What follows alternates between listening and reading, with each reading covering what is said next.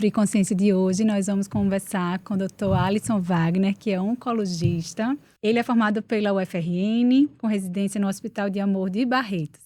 Sua atuação vai além do tratamento do câncer. Ele acredita no cuidado integral, na escuta profunda e na individualização de cada história.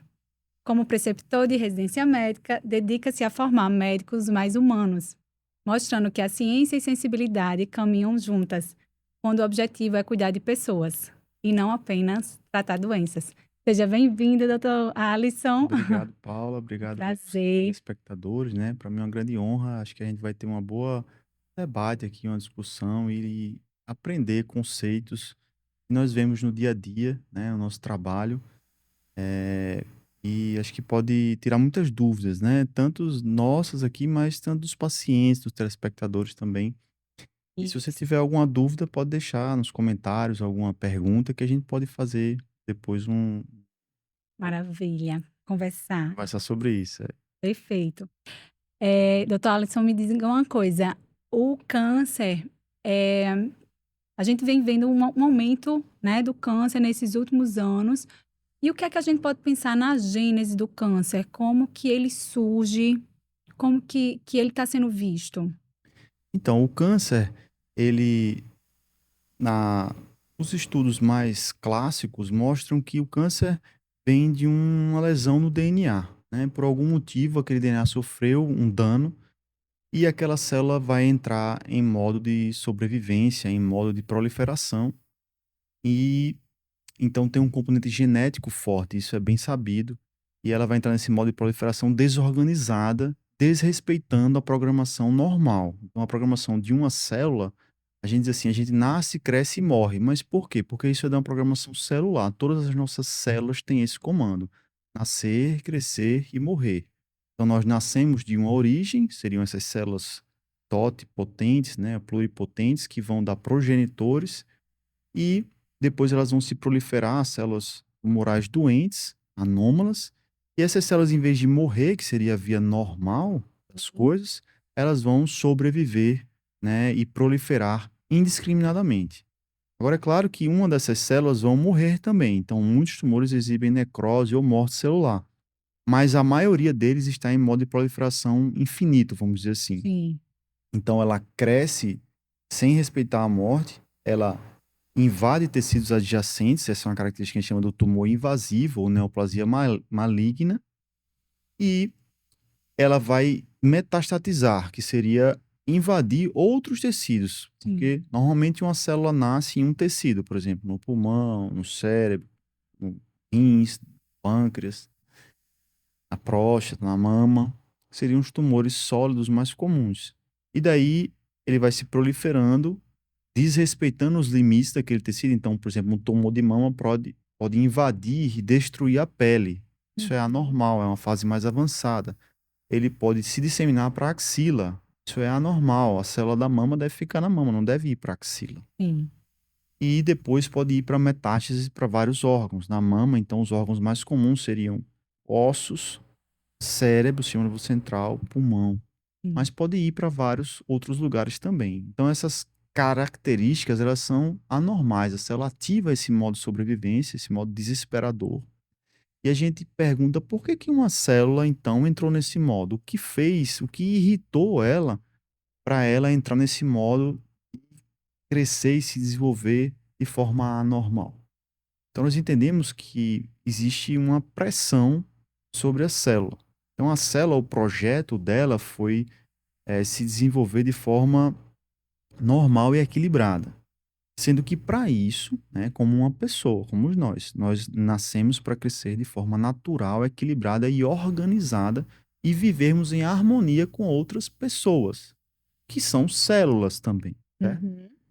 Mas se existe uma pressão, por exemplo, de vírus, né? Por exemplo, vírus carcinogênicos, como o HPV, como o HIV, como o vírus da hepatite B, como a bactéria do estômago H. pylori, como o vírus do Epstein-Barr vírus. Uhum. Então, todos esses vírus, a gente chama ele de carcinogênicos. Quer dizer, eles irritam o DNA, induzem a mutações desse DNA, a célula então vai trabalhar de forma desorganizada e pode disparar um mecanismo de neoplasia maligna. Sendo que essa pressão, nesse exemplo, foi única só de um parasita, ou um vírus, ou uma bactéria, por exemplo. Mas nós sabemos que outras coisas também irritam o DNA, como, por exemplo, a deficiência nutricional. Então, para a célula proliferar, ela precisa minimamente de nutrientes. Para Sim. fazer o DNA, o ácido desoxirribonucleico, ela precisa de aminoácidos, precisa de componentes gordurosos para formar parede celular, para a célula proliferar, tem que ter arcabouço nutricional para ela formar outra parede celular, outra membrana celular, para formar organelas, Sim. para ela formar energia, ATP, mitocôndria. Para ela ter o mínimo de organização, ela precisa desse status nutricional adequado. Exatamente. E ele pode ser macronutricional ou micronutricional também. Uhum.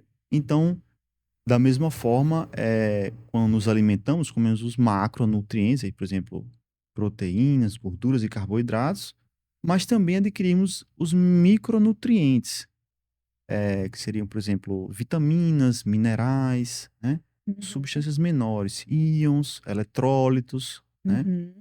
Então, isso vai formar um arcabouço para aquela célula se proliferar. Sim. Então, imagine que a célula entra em programação, ela responde a sinais. Chega uma certa hora e o organismo dá um comando. Olha, você precisa se proliferar porque está na sua hora. Então, a célula vai recolher todos os recursos que ela tem e vai entrar em modo reprodução, né? Que seria a duplicação celular, né? A mitose. Então, tem lá as fases G0, G1, M. E isso vai entrar esse modo de proliferação. Só que, de repente, no meio do processo, para formar a polimerização dos dímeros de tubulina, dos microtúbulos, para puxar as cromátides irmãs, está faltando um nutriente essencial, por exemplo, magnésio. E aí a célula não tem a capacidade de fazer aquela função. É como se fosse para um trabalho que precisa escrever e esquecesse a caneta. Aí, ó, tem que fazer esse trabalho, mas não tenho caneta. Então, aí fica difícil. E aí pode ser que essa célula trunque no meio do processo, ela não consiga realizar a tarefa que ela foi fazer. Sim. E aí esse truncado normalmente leva à morte. Ela vai morrer e aquele processo vai paralisar e aí vai vir outra célula para tentar novamente. Sendo que o erro ocorre por persistência. Então, é como diz o ditado, né? Errar é humano, mas persistir no erro pode ser uma burrice. Sim. Então, se uma célula está com erro crônico de deficiência nutricional, e isso, por exemplo, é verdade para as células do intestino, cólon, né, com deficiência D crônica, de vitamina D crônica, ou hormônio D, né, como se tem falado hoje em dia, que ele é um regulador hormonal, essas células podem entrar em via de sinalização anômala. Com isso, entrar em proliferação anormal e chegar a um câncer de cólon. Então, a deficiência de vitamina D pode estar relacionada com o câncer de cólon? Com o câncer de cólon. Então, outras, por exemplo, deficiência de zinco, né, pode estar relacionado com o câncer de pulmão. Por exemplo, deficiência de fatores antioxidantes. Por exemplo, o licopeno, que diz aquela história, vamos comer Molho de tomate? molho de tomate para prevenir o câncer de próstata, Aham. né? Ela é uma verdade, porém, às vezes não tem a carga total antioxidante. Você teria que comer, por exemplo, quilos de tomate todos os dias para ter essa carga antioxidante que a próstata necessitaria, por exemplo. Então, a deficiência de fatores antioxidantes pode levar à proliferação, né, das células prostáticas, por exemplo. Entendi. Então, os tumores vão se relacionar também, então falamos sobre parasitas, né, vírus, bactérias, fungos também é muito importante lembrar, né, questão, por exemplo, de em casa, ambientes muito úmidos, por exemplo, banheiros, tem que ser um ambiente mais seco, não pode ter aqueles fungos, mofo na parede, às vezes você vê atrás da sua cama tem uma grande placa de mofo, então aquilo ali pode irritar cronicamente vias aéreas superiores e inferiores. Então, o dano crônico seria um outro fator muito importante. Repetidamente vai gerar uma lesão no DNA. Certo. E aí, então, quer dizer que esses fatores, eles podem ir se somando. Por exemplo, uma pessoa tem deficiência nutricional ela também tem, por exemplo, metal tóxico, ali, aí tem uma bactéria, isso daí pode ir se somando para facilitar esse surgimento do câncer?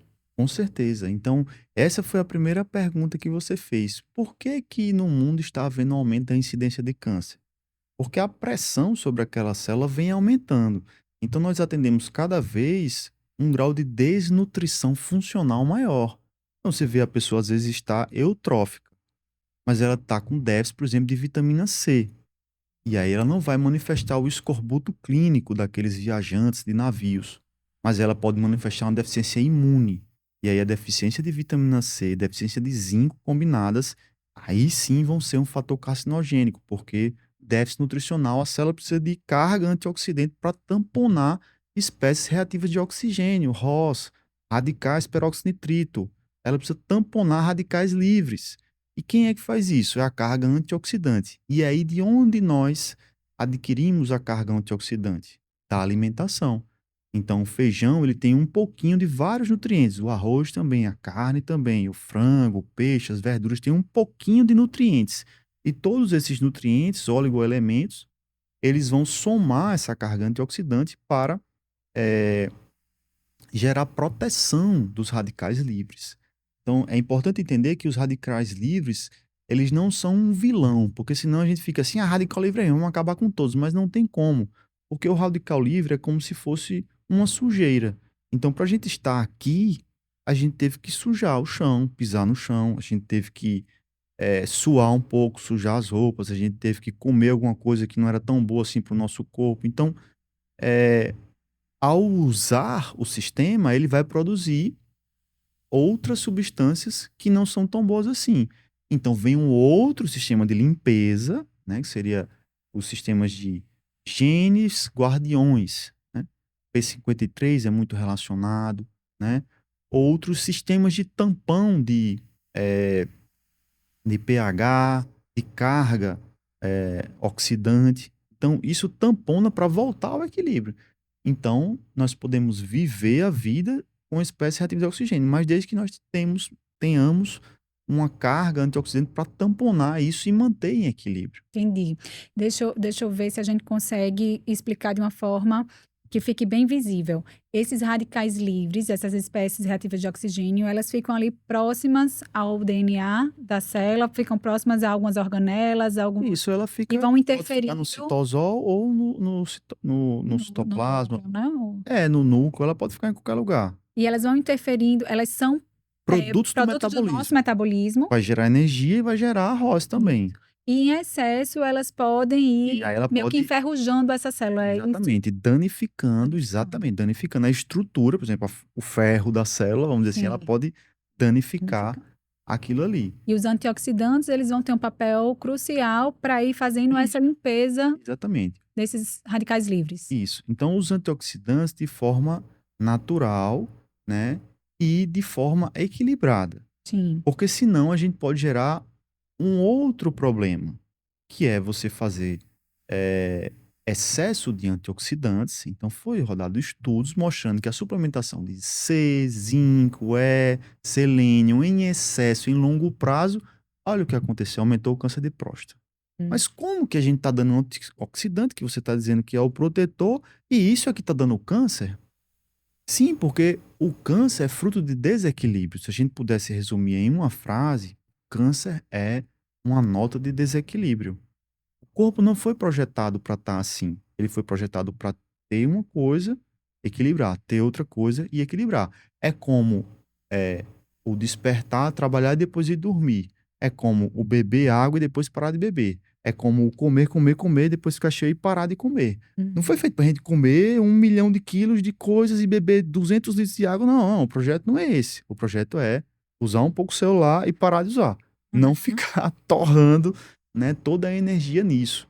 E aí a gente lembra de um terceiro fator, né, que seria os campos eletromagnéticos. Então, cada vez nós vemos mais na sociedade desenvolvimento de tecnologias. Sim. E as tecnologias, elas entram muito no campo do magnetismo, né? Variação de corrente elétrica. Então, é uma força física forte, né? A eletricidade, e com a variação do campo elétrico, vai gerar campo magnético. Então, isso permite, por exemplo, comunicações celulares. E quanto mais a tecnologia se desenvolve, ela coloca uma energia maior. Então, vai 1G, 2G, 3G, 4G, 5G agora. Então, a carga de energia é muito grande transferida. E isso vai interferir no campo eletromagnético do ser humano. Sim. Então, cada vez nós estamos mais sobre campos eletromagnéticos, por exemplo, de informações de Wi-Fi, wireless, informações de celular, que seriam esses 3G, 4G, 5G, informações de campos eletromagnéticos terrestres também. Então, entender que a Terra tem um magnetismo próprio, que fica embaixo da gente, derivado do núcleo ferromagnético e derivado também de veios subterrâneos, que são correntes de lençol freático que tem embaixo da Terra. Então, essa soma de campos eletromagnéticos de alta intensidade, que seriam os dispositivos eletrônicos, com campos de baixa intensidade, são low electromagnetic fields e high electromagnetic fields, eles são carcinógenos. Então, se nós ficarmos muito tempo sob essa influência, vai ter um estímulo de desequilíbrio eletrônico da célula. E aí isso vai influenciar carga de geração energética da mitocôndria, vai influenciar a formação daqueles dímeros de tubulina que eu falei. É um processo puramente eletromagnético, o processo celular. Então, nós podemos ver por uma visão química, que aprendemos na faculdade, mas podemos ver por uma visão física também. Afinal, a eletricidade precede a química, não é verdade? Então, entendemos que na origem é energia, é eletrônica. Então, os campos magnéticos também corroboram com o desequilíbrio do sistema. Então, cada vez mais nós, por exemplo, usamos calçados que não tinha no passado, cada vez mais estamos em prédios mais elevados, por exemplo, que não tinha no passado, e cada vez estamos mais distantes do solo. Então, uma forma de detoxificar a carga eletromagnética em excesso, né, como tudo em excesso faria mal e poderia gerar o câncer, seria aterramento, ou encostar os pés no chão, ou caminhar na praia, ou na terra, ou ficar sentado ou deitado, né? Então, Então, são estratégias naturais que a gente pode utilizar no dia a dia para minimizar esse risco do câncer quando a gente imagina, quando a gente pensa nesse desequilíbrio eletromagnético. perfeito. Fazer o grounding, né? Que Isso. está falando muito, o aterramento, esse próprio colocar os pés no chão na praia, faz essa Ou na troca. grama, no bosque, ou na areia, ou na terra, enfim, no seu terreno, sei lá, Aham. né, em algum canto. Mas que conecte com a natureza. E tem um detalhe, viu? Não pode você comprar uma graminha artificial na loja e botar os pés no plástico, que aí não vai ter o efeito de aterramento, né? Aham. E aí esse desequilíbrio, né, a gente falou sobre esse desequilíbrio eletromagnético, mas também existe um desequilíbrio emocional, mental, que também pode mexer com essas sinalizações. Muito bem. Essa é uma visão também ampliada, que nós entendemos cada vez mais que o corpo está ligado à mente, né? Então, o corpo está ligado a muitas coisas, né? A primeira delas talvez seja a mente, né? E essa mente, ela tá como se fosse carne e unha, tá encrostado no corpo, né? De forma que um obedece e ou reage ao outro. Então, se uma pessoa vive sob um estímulo frequencial, pensamento, né? A gente chama de forma pensamento, que vai vibrar ou sentir emoções de baixa energia, você vai gerar baixa carga energética. Se você vibrar ou pensar ou viver em alta energia, você vai gerar aumento de energia celular. Então, isso vai gerar mais energia para você trabalhar, para você viver. E aí, quais emoções seriam as emoções de baixa energia e de alta energia? Então, as de baixa energia seriam principalmente o ódio, a raiva, o rancor, né? Esses processos, eles são extremamente deletérios, de tal forma que isso vai gerar um dano celular da mesma forma que um vírus gera. Uhum. Então, às vezes, você não tem ali um vírus naquela patogenesia, você não tem ali uma deficiência nutricional, por exemplo, mas tem um ambiente mental que possa estar intoxicando aquela célula e desequilibrando o circuito eletromagnético do, do processo celular. E qual seria o tratamento dessa situação? Seria você trocar, cambiar para um nível de frequência elevada. Que seria o amor à frequência mais elevada e natural da natureza. Né? Uhum. A gratidão, a aceitação e a consciência. Então, muitas vezes, vive-se num ambiente de baixa energia por falta disso, falta de amor, falta de consciência, falta de gratidão e falta de aceitação. Não, não aceito, não aceito. Não. E aí vai viver, às vezes, em sofrimento. Uhum. Então, é importante a gente dizer isso para as pessoas que as emoções elas guardam uma estreita relação com a saúde física e mental também. Então, isso pode depois levar ao paciente a aderir a hábitos ruins. Então, quando o paciente está entristecido ou passando por uma doença, por exemplo, a depressão, uma doença grave, aí pode ficar mais isolado, pode ficar mais dentro de um quarto, pode ele ficar mais parado, pode ele comer de forma mais organizada, pode ele ficar mais tempo no celular, e aí ele pode entrar nos fatores de risco carcinogênicos. Carcinogênicos seria ficar menos exposto ao sol, mais isolado socialmente, menos convívio social, que é importante para o desenvolvimento do ser humano e para manter a sua energia alta, Uhum. né? Não vai ter, por exemplo, uma boa alimentação, vai comer mais produtos industrializados, e aí isso pode gerar um adoecimento maior. Seria ele começar num processo mental, depressivo, por exemplo, e aí ir para um processo carcinogênico em outro momento. Sim.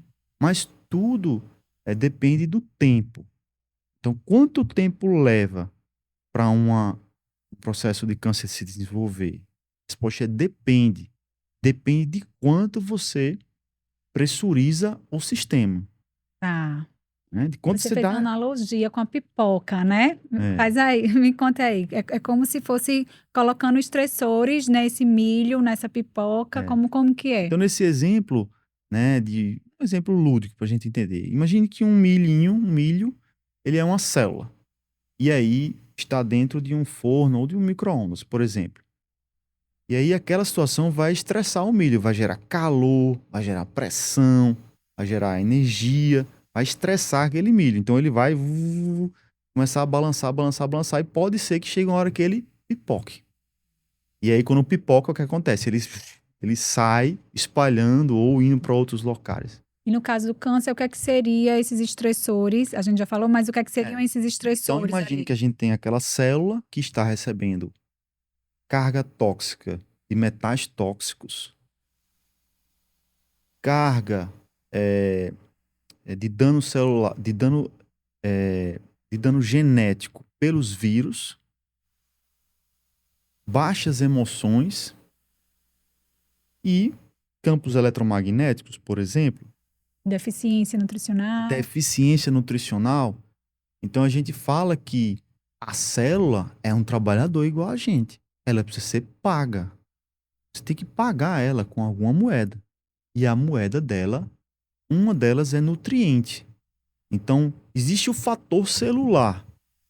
E existe o gene guardião que está guardando aquela célula ali. Se aquela célula entra em modo anormal, o guardião vai lá e diz, não, você entra em morte, ativa o mecanismo de apoptose, via caspases, né? E essa célula vai ser removida, deletada, destruída, e aquele câncer ali acaba. Isso é uma coisa natural. Uma célula produzida erroneamente, existem diversos mecanismos de proteção para que ele seja removido daquela sociedade ali, daquela sociedade de células. Mas o gene guardião vai querer o quê? Pagamento. Ele disse, eu estou trabalhando aqui o dia inteiro, corrigindo todas essas células, você não vai me dar nenhuma vitamina D, você não vai me dar nenhuma B12, você não vai me dar nenhuma vitamina C, você não vai comer nada, e você ainda vai ficando pensando coisa ruim, que o mundo é ruim, que as coisas estão ruins, que o pai não presta, que o Nordeste é pobre, e que a sua esposa é chata, e que seus filhos não produzem o quanto você quer, e que tudo que você fez dá errado, e que a vida é um problema, e que tem déficit financeiro, e que lá, inúmeros problemas naquela vida. Eu vou que se dane isso aqui. E aí ele para de guardar aquela célula. E aí aquela célula pode entrar em proliferação anormal e seguir um caminho anormal também, né? Entendi. Então é preciso pagar o gene guardião com boas atitudes. Uhum. Uma moeda boa, né? É. E deixa eu perguntar uma coisa. Você falou sobre os metais tóxicos, né? Metais pesados. O mercúrio é um deles, que a gente sabe que pode danificar algumas células. Ele tem relação específica com algum tipo de câncer? Então, o mercúrio, ele é um metal tóxico.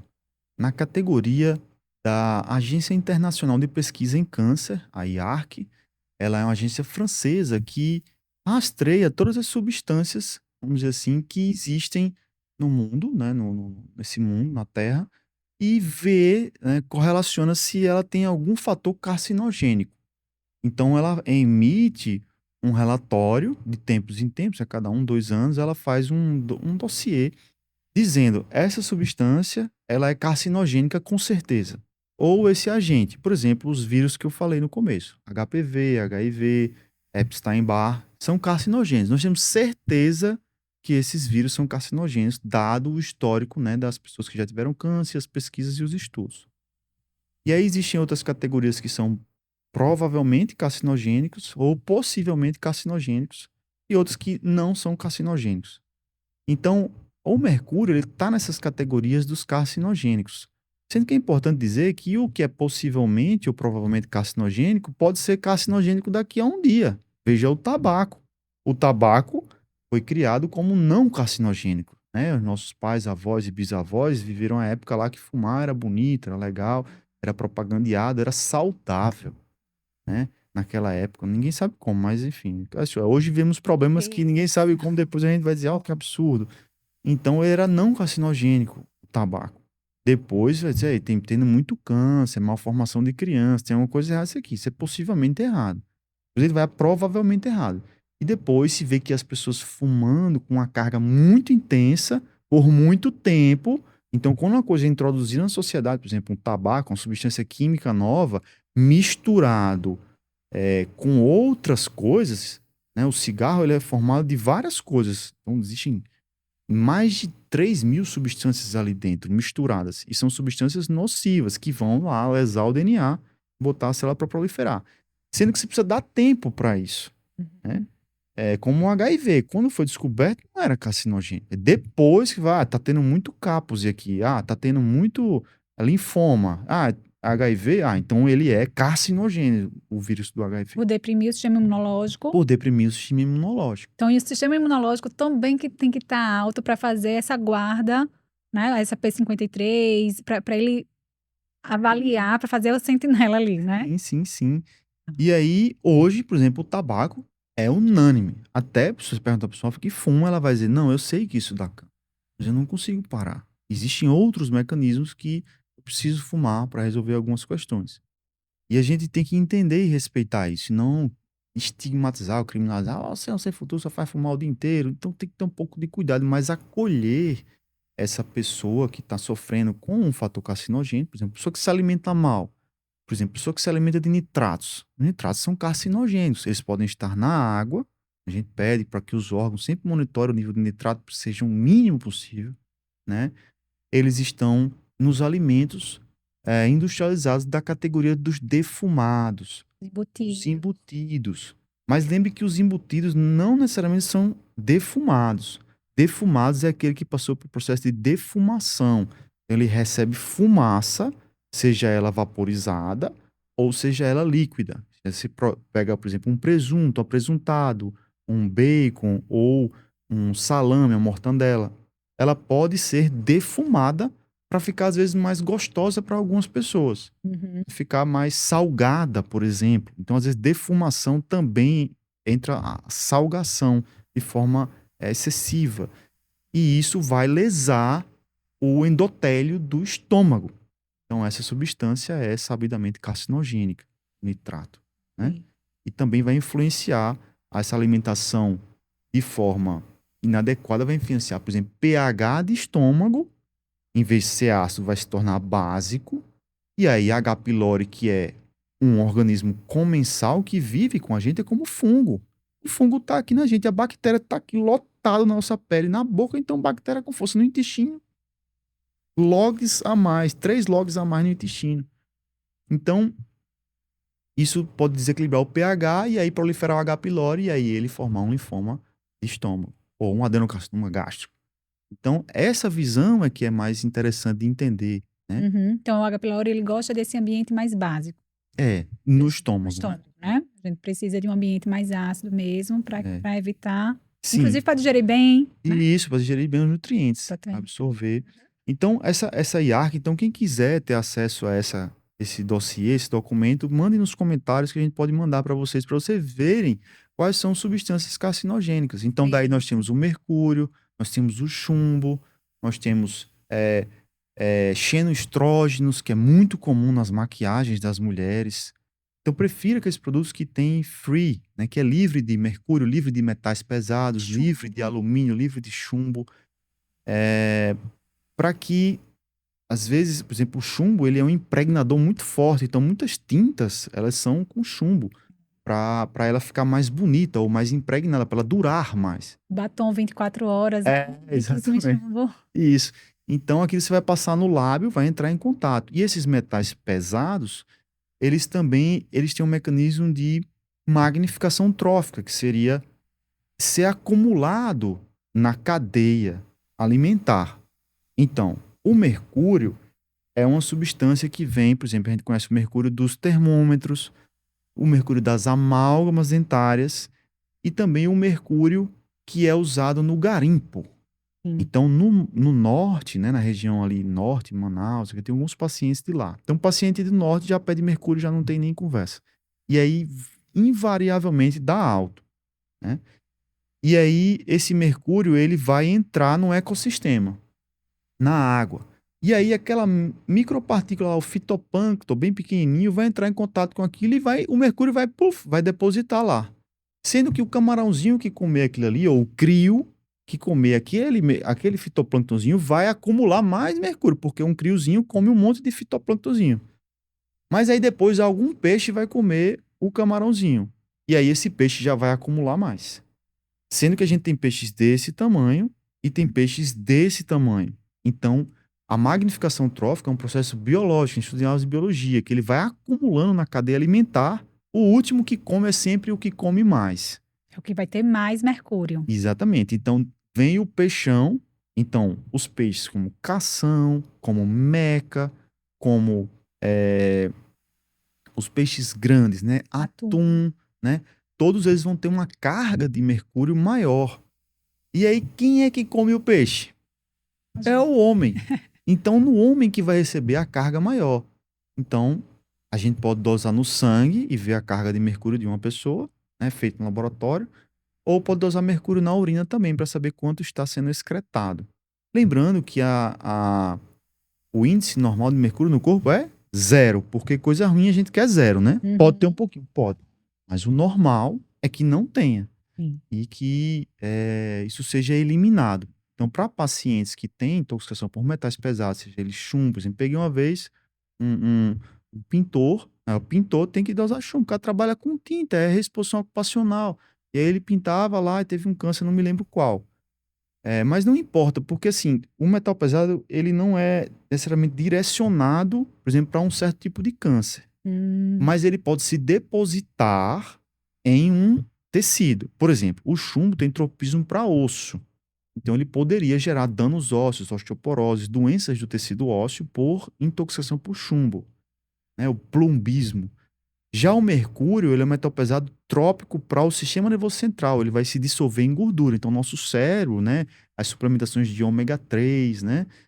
EPA, DHA vão ser tróficos, vão nutrir mais o cérebro, né? Que é um tecido muito gorduroso. Então, a suplementação de óleo de coco, né? De ômega 3 vai proteger o cérebro.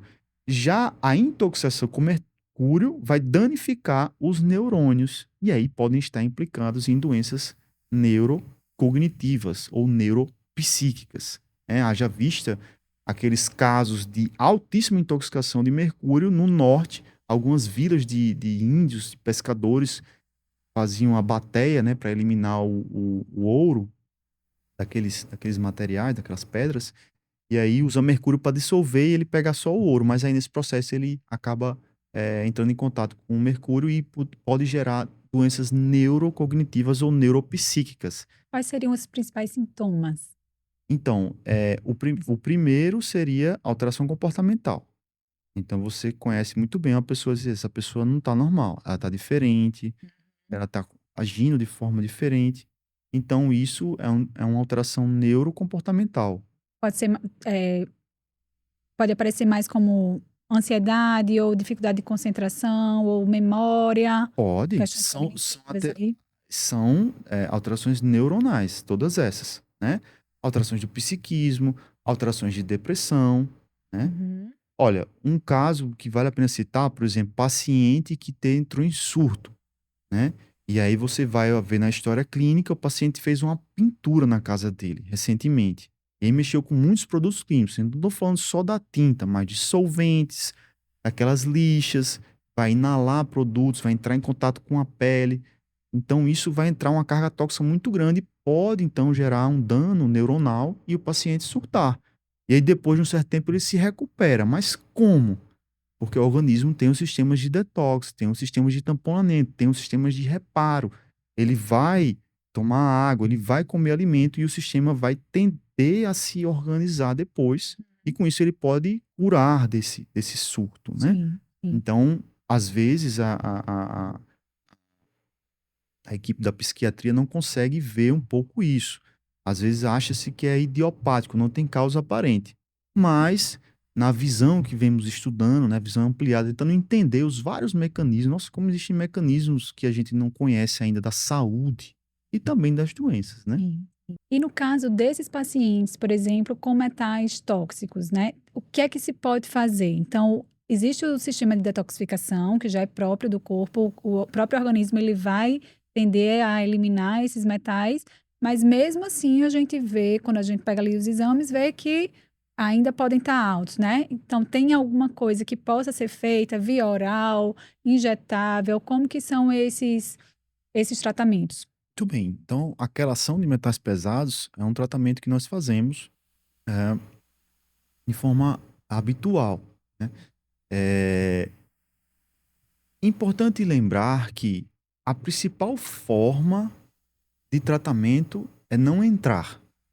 Então, se o paciente come peixe grande, meca, pescada amarela, atum, robalo, sirigado, não tem a ver com a nobreza. Ah, robalo, sirigado é nobre, mas não tem a ver com isso. Tem a ver com a magnificação trófica. Quanto aquele peixe bioacumulou.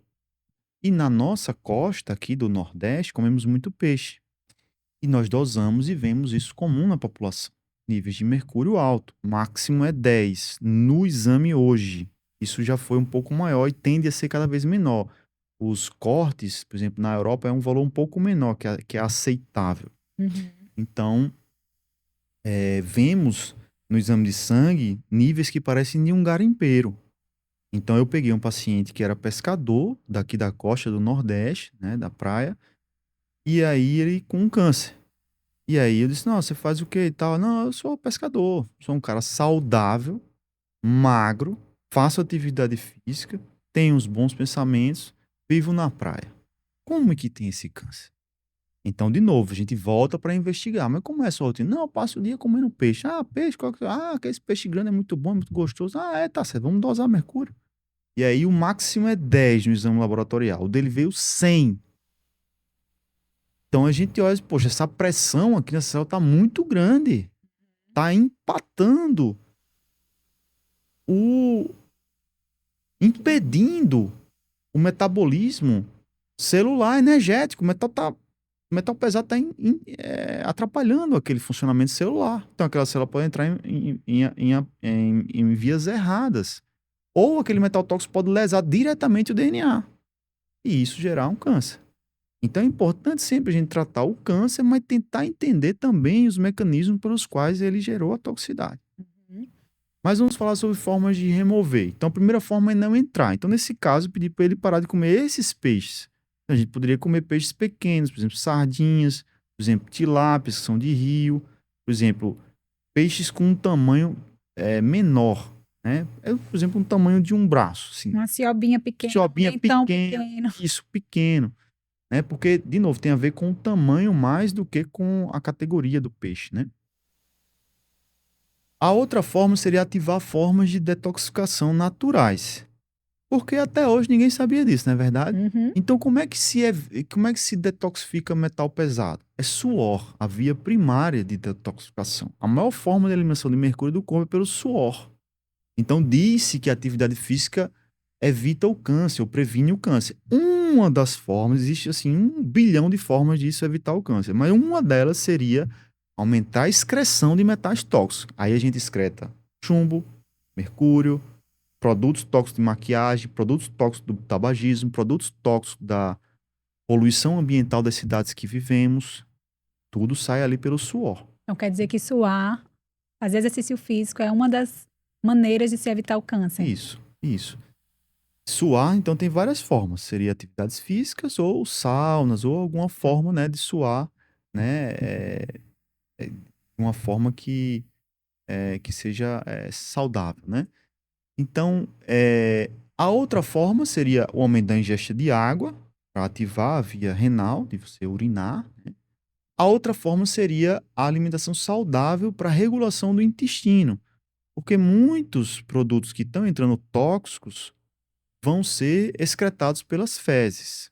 Nós não fazemos dosagem de mercúrio nas fezes, mas nós sabemos que as alimentações ou suplementações que são binders ou a- é, binders são aqueles ligantes. Então, por exemplo, eles vão se ligar àquela substância tóxica e arrastar pelo intestino e sair pelas fezes.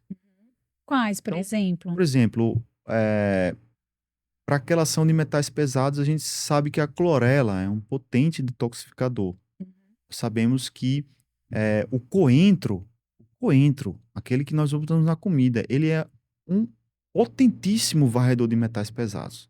Então, se você come coentro todo dia, é bem provável que você tenha uma carga tóxica menor, sem nem você saber, só porque gosta de feijão com coentro, arroz com coentro, peixe, muqueca com coentro, Uhum. ou pode até fazer chá de coentro. Sim. Mas isso eu recomendo não fazer o chá assim, de forma, vou tomar um chá de coentro, porque ele é muito potente.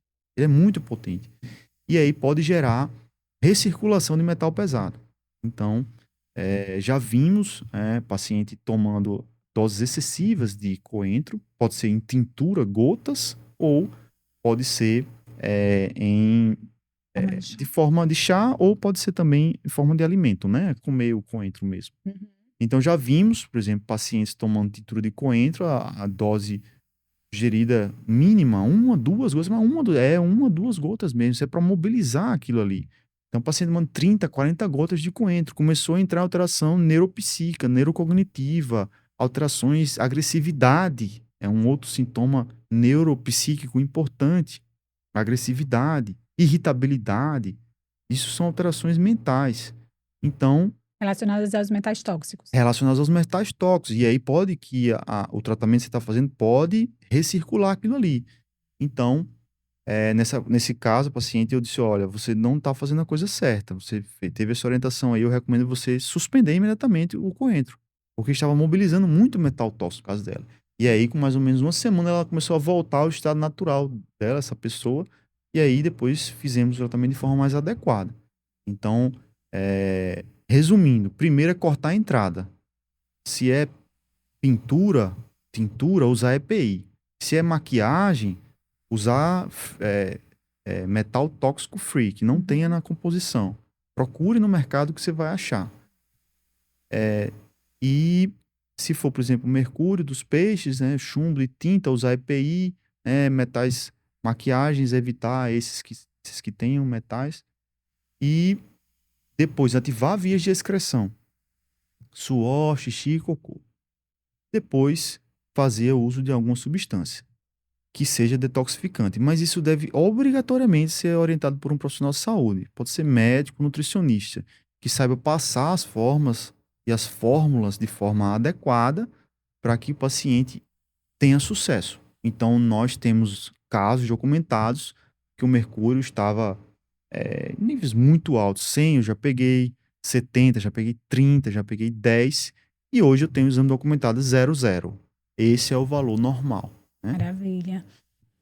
A zeólita, ela é também um... Sim, a zelta é um Biden, é um ligador, né, que vai via intestino, né, um pó que você bebe e aí ele vai se ligar ao intestino e vai eliminar aquele metal pesado. Também pode ser usado. Mas, de novo, recomendo que seja Muito acompanhado orientado. por profissional de saúde, porque você tem que ter cuidado, por exemplo, de fazer um tratamento de detox de metal pesado com déficit de nutriente, porque isso pode estressar o sistema, mobilizar metal pesado, íons, espécie reativa de oxigênio, íons livres, e que o corpo não tem segurança hepática para fazer isso, não tem segurança renal para fazer isso. Ele tem que ter rim para tirar o metal pesado. Às vezes E a pessoa está constipada, não vai suar, né? vai Enfim. se reintoxicar, Uhum. vai ser pior. Então, sempre, sempre, sempre detox metal pesado com o profissional de saúde, obrigatoriamente. A gente falou da desnutrição de micronutrientes, mas também tem alguns casos que a gente pega os pacientes com altas dosagens de vitaminas e minerais, por exemplo, vitamina B12. Ela tem alguma relação com essa gênese do câncer? Ou ali naquele exame engana? Como é que a gente vê esse aumento de B12 no exame? Se a pessoa não está fazendo uso, por exemplo, da suplementação, o que é que você pode falar disso para a gente? Então, muito importante esclarecer isso, porque é uma confusão no entendimento da B12. A B12 é uma vitamina essencial, a metilcobalamina. O que uma das coisas mais importantes dela? Ela é doador de metil, então participa dos ciclos de metilação e várias etapas da via de sinalização celular e da via de geração de energia.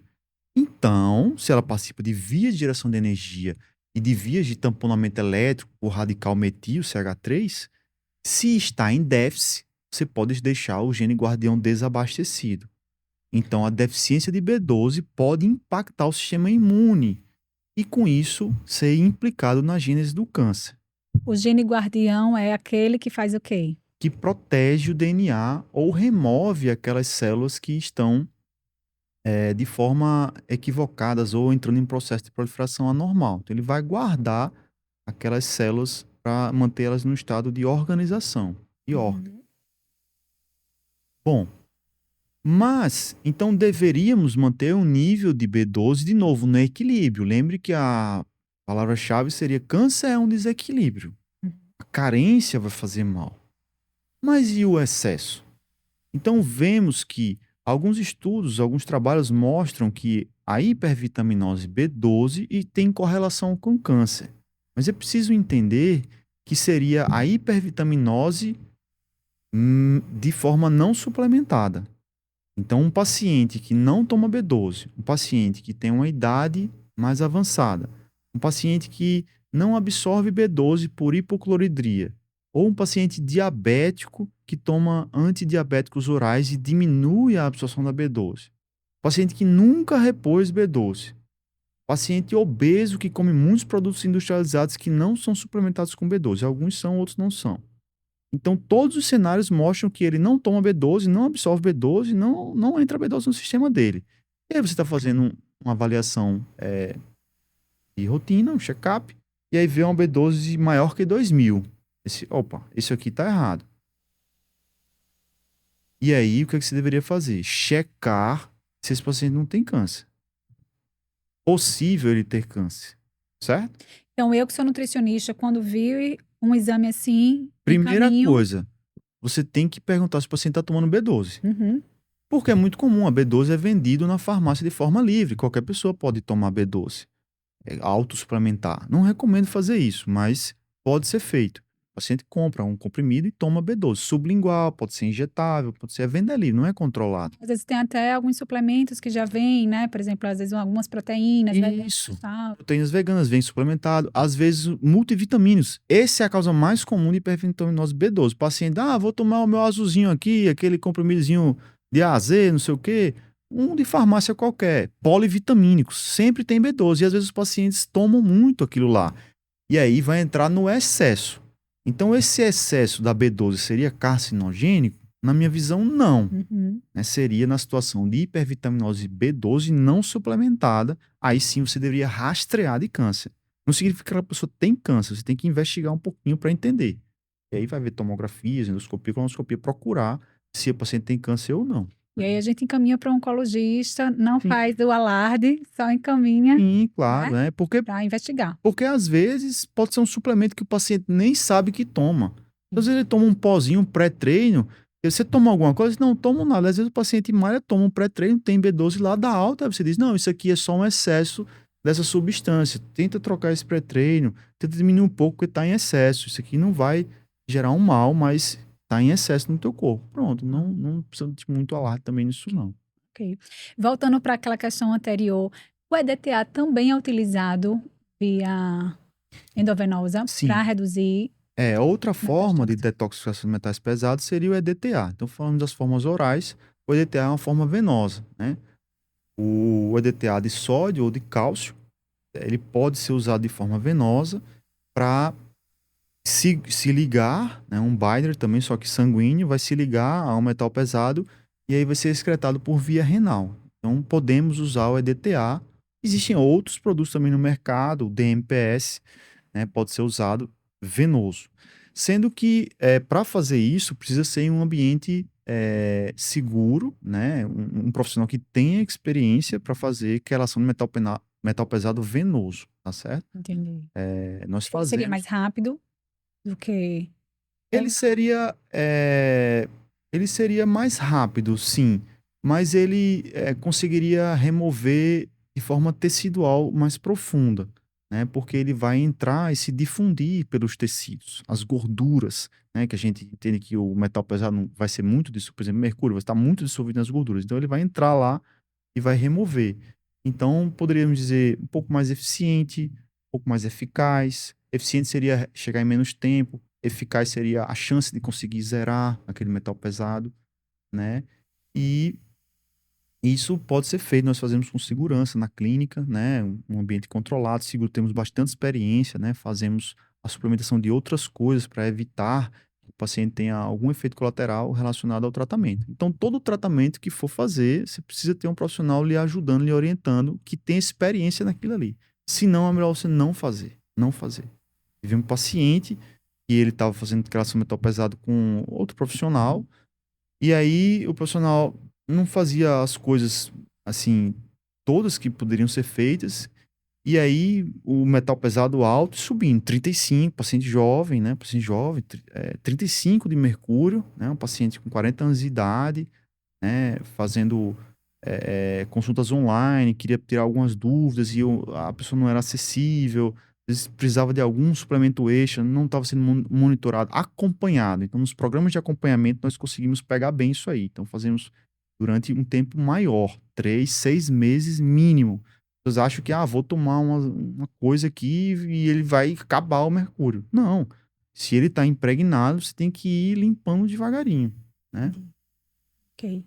E esses tratamentos complementares, eles invalidam, por exemplo, a pessoa precisa escolher entre o tratamento tradicional e o tratamento complementar, ou é algo que pode se somar?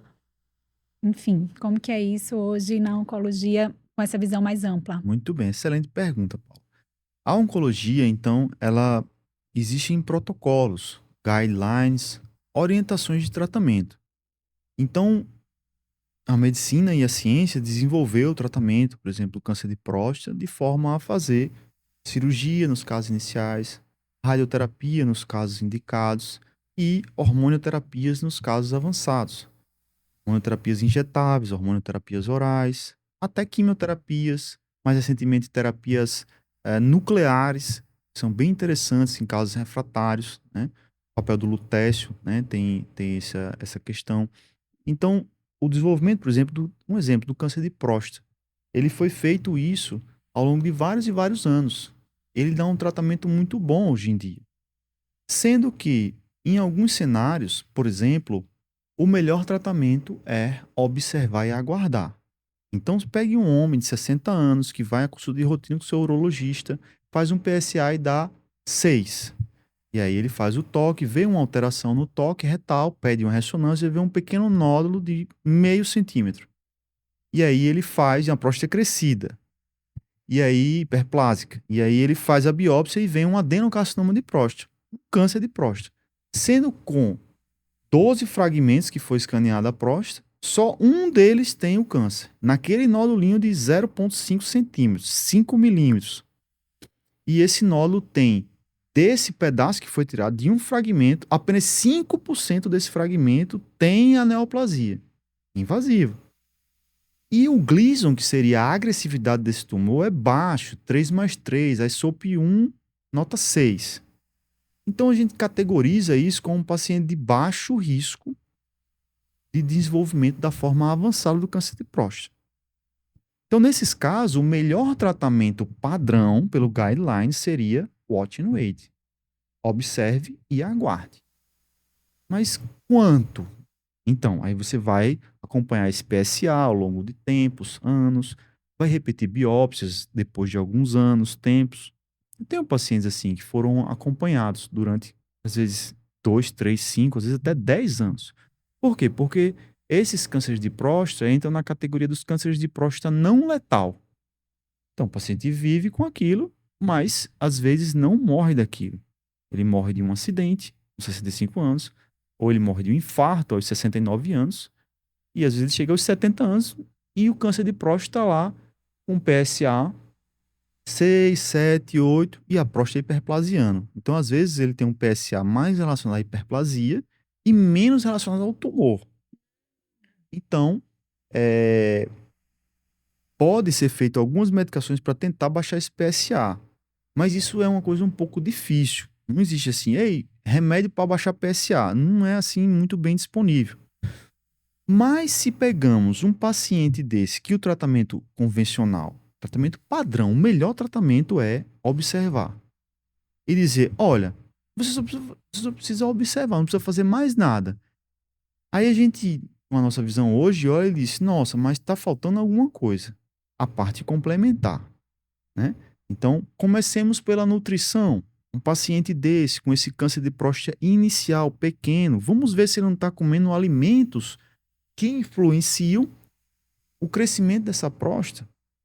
Como o quê, por exemplo? Por exemplo, deixar de comer alimento natural. Se ele come muitos produtos industrializados, vai inflamar tecidos. Come alimentos em excesso, obesidade abdominal. Paciente mais inchado, açúcar, né? Trigo de forma exagerada, leite de forma exagerada. Então, esses são alimentos que são hiperinflamatórios ou geradores de pico de insulina. Então, esse paciente é hiperfágico, ele come bastante, ele é insaciável, não come fibras que vão proteger ou diminuir a próstata dele. Eu tenho o senhor vovô de 85 anos com a próstata de menino, mas ele só come comida que nasceu na terra.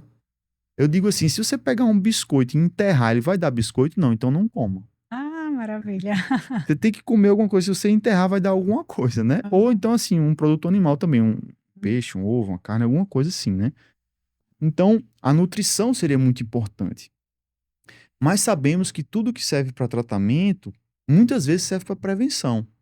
Então, sabemos que a prevenção na atividade física é muito importante. Então, esse paciente sedentário, obeso, com uma alimentação, muitas vezes não faz atividade física. E o fato dele começar a fazer uma atividade física pode baixar o PSA dele, pode diminuir a hiperplasia dele, pode fazer ele melhorar os sintomas da hiperplasia. Seria urinar muito à noite, ter aquele jato fraco. E aí, a atividade física vai aumentar a circulação sanguínea no corpo todo, inclusive naquele tecido tumoral. E aí vai chegar, sabe o que lá? Nutriente. Vai chegar, sabe o que lá? Antioxidante. Vai chegar lá defesa. Vai chegar nutrição para o gene guardião que está ali governando aquela ilha de células. E aí pode ser que aquele tumor não se desenvolva. Ele paralise ou estanque. E a pessoa viva com isso, mas não morra disso. Então, a medicina complementar, né, a equipe multidisciplinar pode ajudar muito nisso aí. Então, falamos sobre câncer de próstata de baixo grau, paciente que era só observação.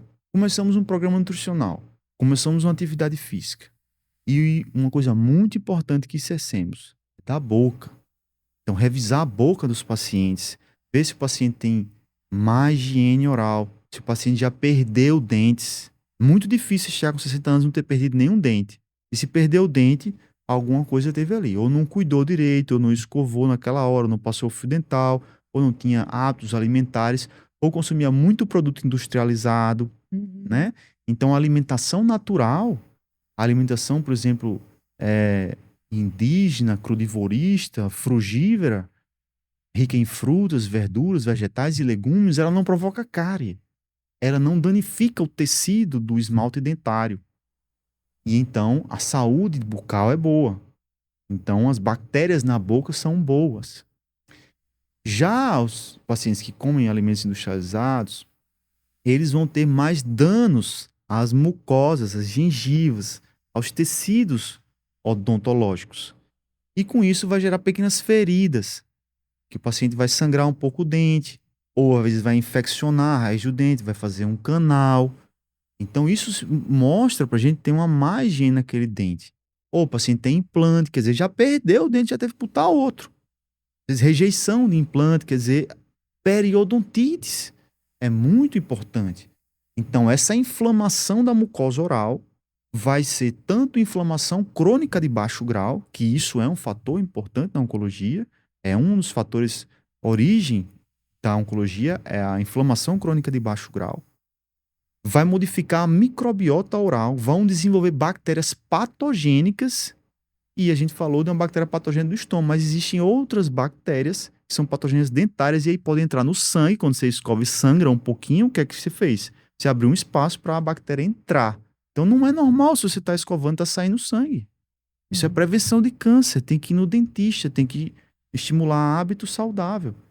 E aí o dentista vai estimular a escovação, vai fazer a limpeza periodontite, vai fazer um canal se for preciso, vai fazer um implante. Mas às vezes, muitas vezes, ele tem um canal que está há muitos anos lá, e é isso que eu vejo na minha prática, décadas o canal lá, a raiz está morta, o paciente não sente aqui. E ele faz uma lesão periapical, e nós, quando o paciente chega, pedimos a radiografia panorâmica para checar se não tem lesão dentária. Não é lesão tumoral, é lesão oral. São bactérias ali. E aí, nesse caso, olha, você precisa ir para o dentista para remover esse canal, ou retratar esse canal, e tirar esse foco de inflamação e de infecção crônica. Porque isso está atrapalhando aquela próstata. E aí a gente entende a conexão boca-próstata, ou boca-corpo. Ela está interligada e participa de todo o metabolismo, né, do sistema. Entendi. Eu lembro que uma vez você comentou comigo de um paciente que ele tinha, se eu não me engano, era um câncer de intestino. Eu não sei se era uma mulher. E ela tinha diarreias, né, evacuações. E uma das primeiras coisas que fizeram foi avaliar a boca quando foi retirado, eu acho que foi retirado o dente. É. Automaticamente, Isso. ela reduziu muito, né? Eu acho que Esse é um caso bem emblemático, né? É dia a dia, isso tem bastante, porque às vezes é difícil reconhecer. Mas paciente com diarreia crônica, hoje eu viria que olhar a boca primeiro. Porque essa paciente, ela tinha uma lesão grave, né? Um abscesso, né? Periapical, não relacionado ao câncer. O câncer dela era outra coisa. Intestino, por exemplo. Mas a lesão lá em zonas que são relacionadas ao intestino. Então, aquele campo, né? Nós sabemos da equipe da acupuntura, da medicina chinesa, que eles chamam de microsistemas. Então, nosso corpo tem mapas desenhados. Então, na mão tem um mapa de representação de todos os órgãos e sistemas. Na orelha também tem. No cérebro também tem. Então, o corpo a gente é todo mapeado. E na boca também tem um microsistema em que todo o corpo pode ser representado ali. Então, alguns cientistas, médicos, dentistas, fizeram um diagrama de Voll e Kramer, que tentaram estabelecer correlações, né, e zoneamento de órgãos relacionados a certos dentes. Então, Voll e Kramer. Isso nós vemos que tem correlação. Então, se o paciente tem alguma alteração naquele dente, é muito provável que ele tenha alteração naquele outro órgão que está naquela zona daquele dente. Não é 100%, não é uma coisa assim, isso é isso e acabou. Não, na medicina nada é muito assim, 100%. Mas em muitas vezes nós vemos isso na prática. E aí nós pedimos, você precisa de um tratamento urgente. Vai tomar probiótico? Pode tomar probiótico. Vai tomar antidiarreico? Pode tomar antidiarreico, mas isso não vai resolver o problema. Você tem que tratar esse dente. Então, duas mecanismos que eu vejo nesse caso seria ela está engolindo bactérias. Tá lá uma lesão infectada na boca, ela está engolindo bactéria toda hora, a bactéria vai bater no intestino, vai alterar o microbioma intestinal e isso vai dar diarreia crônica. Outra forma seria inflamação crônica daqueles tecidos. E aí, quando a gente tira, a paciente sai de 17 evacuações líquidas por dia para 3 evacuações ao dia. Algumas formadas. Então, é uma coisa muito interessante a correlação da boca com o organismo. Acho que interessante. E em relação à utilização de algumas vitaminas nesse tratamento complementar, por exemplo, a vitamina C em altas doses, de forma injetável, como que isso é utilizado nessa prática complementar? Muito bem. A vitamina C, ela é uma vitamina hidrossolúvel, né? E que ela é necessária para o metabolismo. A gente precisa obrigatoriamente tomar ou comer vitamina C. É obrigatório. Sem vitamina C, o sistema entra em colapso. O sistema imune não vai funcionar, enfim. E ela não é produzida endogenamente. Então, algumas proteínas elas são recombinadas e produzem. Então, a vitamina C você tem que comer ou tomar. Onde é que é rico e abundante em vitamina C? Cítricos. Então, a carga cítrica, a carga de vitamina C de um limão, de uma acerola, de um caju, de uma laranja, me ajuda agora. O camu-camu, que a gente não tem aqui, mas... Então, a carga de vitamina C que tem ali, ela é suficiente para atingir o seu nível 100% ao dia. Então, você chupar 2 laranjas, um limãozinho espremido, um shot, né? Botar na comida, Feijão. temperar isso. Uma delícia. E vai gerar... E a gente precisa de uma quantidade pequena de vitamina C. 50, 100, até 200 miligramas, dependendo da situação. Em pacientes não câncer. Sendo que em pacientes câncer, ele vai ter um consumo de nutrientes maior. Aí por que os pacientes oncológicos são mais desnutridos, macro e micronutrientes? Porque o consumo para aquelas células tumorais se proliferar é muito grande. Então o paciente só tem um recurso, que é a boca e o intestino dele. De repente tem o corpo dele todinho e um monte de célula aqui puxando nutriente. Então é muito comum a gente pegar paciente com câncer com vitamina D abaixo de 20, abaixo de 10. É muito comum a gente pegar paciente com câncer com vitamina C abaixo de 5, nível de escorbuto. Por quê? Porque o sistema antioxidante está sendo depletado para segurar as espécies reativas de oxigênio, o dano crônico daquelas células que estão se proliferando. Então, daí vem, se você suplementar a vitamina C seria bom, né? Cuidado. Por quê?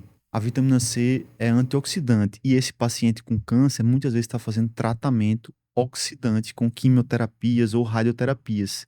Então, se ele precisa de um estímulo oxidante para matar aquelas células e você der um antioxidante, você vai estar inutilizando o tratamento oncológico. Então, sempre que for manipular o sistema imune ou suplementar um paciente, procure um profissional capacitado. Não suplemente comprando produto assim na prateleira. Tenha um acompanhamento profissional, porque isso pode ser muito arriscado para a sua saúde. E profissional de saúde especializado ali, que tenha um saber mais voltado para oncologia, né? Não é qualquer profissional de saúde. Exatamente. Porque tem que saber se está fazendo tratamento, se está em quimioterapia, quais são as vitaminas que podem entrar ali, quais são as que não deveriam entrar naquele momento, naquele momento, exatamente. Sendo que a gente falou sobre a vitamina C, que ela pode ser usada em algumas doses em pacientes não câncer e cuidado com o paciente oncológico. Muito cuidado, porque você pode estar fazendo um malefício ao paciente, repondo a vitamina C de forma desorganizada no paciente em tratamento oncológico de quimioterapia, por exemplo. Mas o que é que acontece? A vitamina C, como uma substância, ela é antioxidante até um certo nível e pró-oxidante em um nível mais elevado. Então, os estudos mostraram que níveis acima de 20 gramas, 25 gramas, são níveis muito altos. Quer dizer, você compra na farmácia, um comprimido tem 1 grama. E 1 grama às vezes, é 10 vezes maior que o VDR 100%. VDR vitamina C é 100 miligramas. Já é uma quantidade boa. Então, 1.000 miligramas é 10 vezes a dose máxima que você precisaria para viver. Então, um comprimidozinho de farmácia já tem uma dose muito alta. Sendo que essa dose ela é antioxidante. Se você tomar 2 gramas, é muito maior ainda. Sendo que se você tomar 10 gramas, não passa, porque a barreira intestinal filtra até 2 gramas. Se você tomar 10 comprimidos de vitamina C, só entram até 2, se a barreira estiver muito boa. A permeabilidade e a absorção estiver boa. Então, não recomendaria você tomar megadoses orais de vitamina C, porque elas seriam inúteis nesse contexto de melhorar o sistema imune, assim. Né? A overdose de vitamina C seria inútil. Sendo que alguns pesquisadores foram estudar que as substâncias antioxidantes elas podem ter poder oxidante numa dose mais elevada. Só que aí seriam doses de 20, 25 ou mais gramas, feito de forma venosa. Então, o grupo do Riordan, da Riordan Clinic americana, capitaneado por diversos pesquisadores lá, instituiu um protocolo, estudou muito isso e fez um protocolo de vitamina C em altas doses. Então, é um protocolo que é disponível, né, para quem quiser estudar, ele é traduzido em outras línguas, 20 e poucas páginas, né, e quem tem conhecimento pode usar isso na sua prática clínica, né. Então, nós sabemos que a vitamina C em uma dose mais alta, ela vai encher o sistema de vitamina C e as células. Sendo que a vitamina C, ela é uma substância estruturalmente idêntica à glicose. Ela é um hexose 6 carbonos. Nós sabemos que a avidez por glicose, que é um hexose 6 carbonos, da célula tumoral, ela é 20 para 1 via GLUT4. Então, quando você dá glicose no sistema, a célula tumoral puxa 20 vezes mais do que uma célula normal. Sendo que aí, o que é que o pesquisador viu? Que se eu der ascorbato de sódio, ela é idêntica estruturalmente a uma glicose. Então, a célula tumoral vai puxar 20 vezes mais e vai se intoxicar ou vai fazer uma overdosagem naquela célula tumoral de ascorbato, oxidando a dihidroascorbato. Então, superoxidante. E aí, o que é que ela vai fazer com o dihidroascorbato? Ela vai oxidar a célula inteira, vai gerar uma quantidade enorme de espécie reativa de oxigênio. E aí, sabe o que vai acontecer? Ela vai morrer, porque ela vai gerar muito elétron, carga negativa, e vai hemolizar, autolizar. Sendo que esses, então é tóxico para todo mundo. Não. As células normais, não oncológicas, elas puxam a quantidade de ascorbato menor, né? 1, vamos dizer assim. E quando oxidar de hidroascorbato, os sistemas de catalase vão tamponar aquele excesso e volta a ascorbato, a célula está cheia e diz, não preciso, vou usar a bomba de fluxo para fora. E aí a vitamina C vai voltar de novo para o sangue e ela vai ser urinada em um período de 4 a 6 horas. Então isso dá um pico oxidativo muito grande no paciente, de forma controlada, né, protocolar, e aí depois essa vitamina C é eliminada. Então, alguns críticos dizem assim, você vai fazer um tratamento que vai tomar toda a vitamina e ela vai ser urinada no vaso sanitário, você vai perder o seu tratamento. Então isso seria uma completa ignorância, a pessoa achar que vai tomar uma coisa e vai ficar dentro de você. Você morreria se não conseguisse botar a água para fora. Se você tomar 1 litro de água e não urinar, você vai morrer, né, de edema agudo de pulmão. Então, se você tomar uma vitamina e ela não sair, você vai se intoxicar. Se você comer uma comida e não evacuar, você vai começar a vomitar para fora. Então, tudo que entra em contato com a gente, até o ar, se a gente respirar e não expirar, a gente vai se intoxicar, vai morrer. Isso. Então, é importante entender que os tratamentos eles devem entrar e, com certeza, eles devem sair também, né? A gente poderia pensar assim, a vitamina C é como se fosse uma irmã gêmea da glicose, ali estruturalmente. São bem parecidas, elas têm funções diferentes, né? Ruth e Raquel, daquela novela antiga. Uma é boa, a outra é má, vamos dizer assim. Porque a célula cancerígena tumoral, ela vai ter avidez, vai ter afinidade pela glicose, ela quer glicose, só que aí, quando faz a vitamina C injetável em altas doses, não é oral, é isso? Isso, tem que ser injetável. Ela consegue entrar ali, porque ela é muito parecida, ela é semelhante à glicose, entra e aí consegue desestruturar essa célula. É isso? Isso, exatamente. E aí é muito interessante os efeitos benéficos desse tratamento. Então, nós observamos na prática clínica, né, que os pacientes experimentam maior bem-estar. É muito interessante. Nossa, eu estou me sentindo melhor. Ganho de energia vital. Por quê? Porque você está desmantelando o mecanismo de proliferação tumoral. Então, a energia que estava sendo roubada e os nutrientes que estavam sendo desviados para aquela célula tumoral, eles vão acabar sobrando para a célula comum. Então, o paciente ganha mais vitalidade. Ele quando faz tratamento, às vezes ele quer sair para conviver com os amigos, os familiares. Às vezes ele quer ir comprar. O paciente ia fazer tratamento. Não, eu quero ir no shopping agora fazer compras, porque eu tô com mais energia, né? Então, e outros pacientes têm mais apetite, que é uma coisa muito ruim quando o paciente tem baixa de apetite, não quer comer nada, né? Lembrando que é um tratamento que deve ser orientado por um médico que saiba manejar o protocolo específico de vitamina C em alta dose, não é para todo mundo, né? Tem que ser avaliado e indicado individualmente, né? É um tratamento que envolve os seus custos, os seus riscos e os seus benefícios. É importante ser muito claro com isso. Então, para alguns vão se beneficiar e para outros pacientes esse tratamento não funciona também. Então, é igual como na oncologia padrão. Você vai fazer um tratamento de cirurgia do câncer de próstata e ele pode voltar. A cirurgia não é 100%.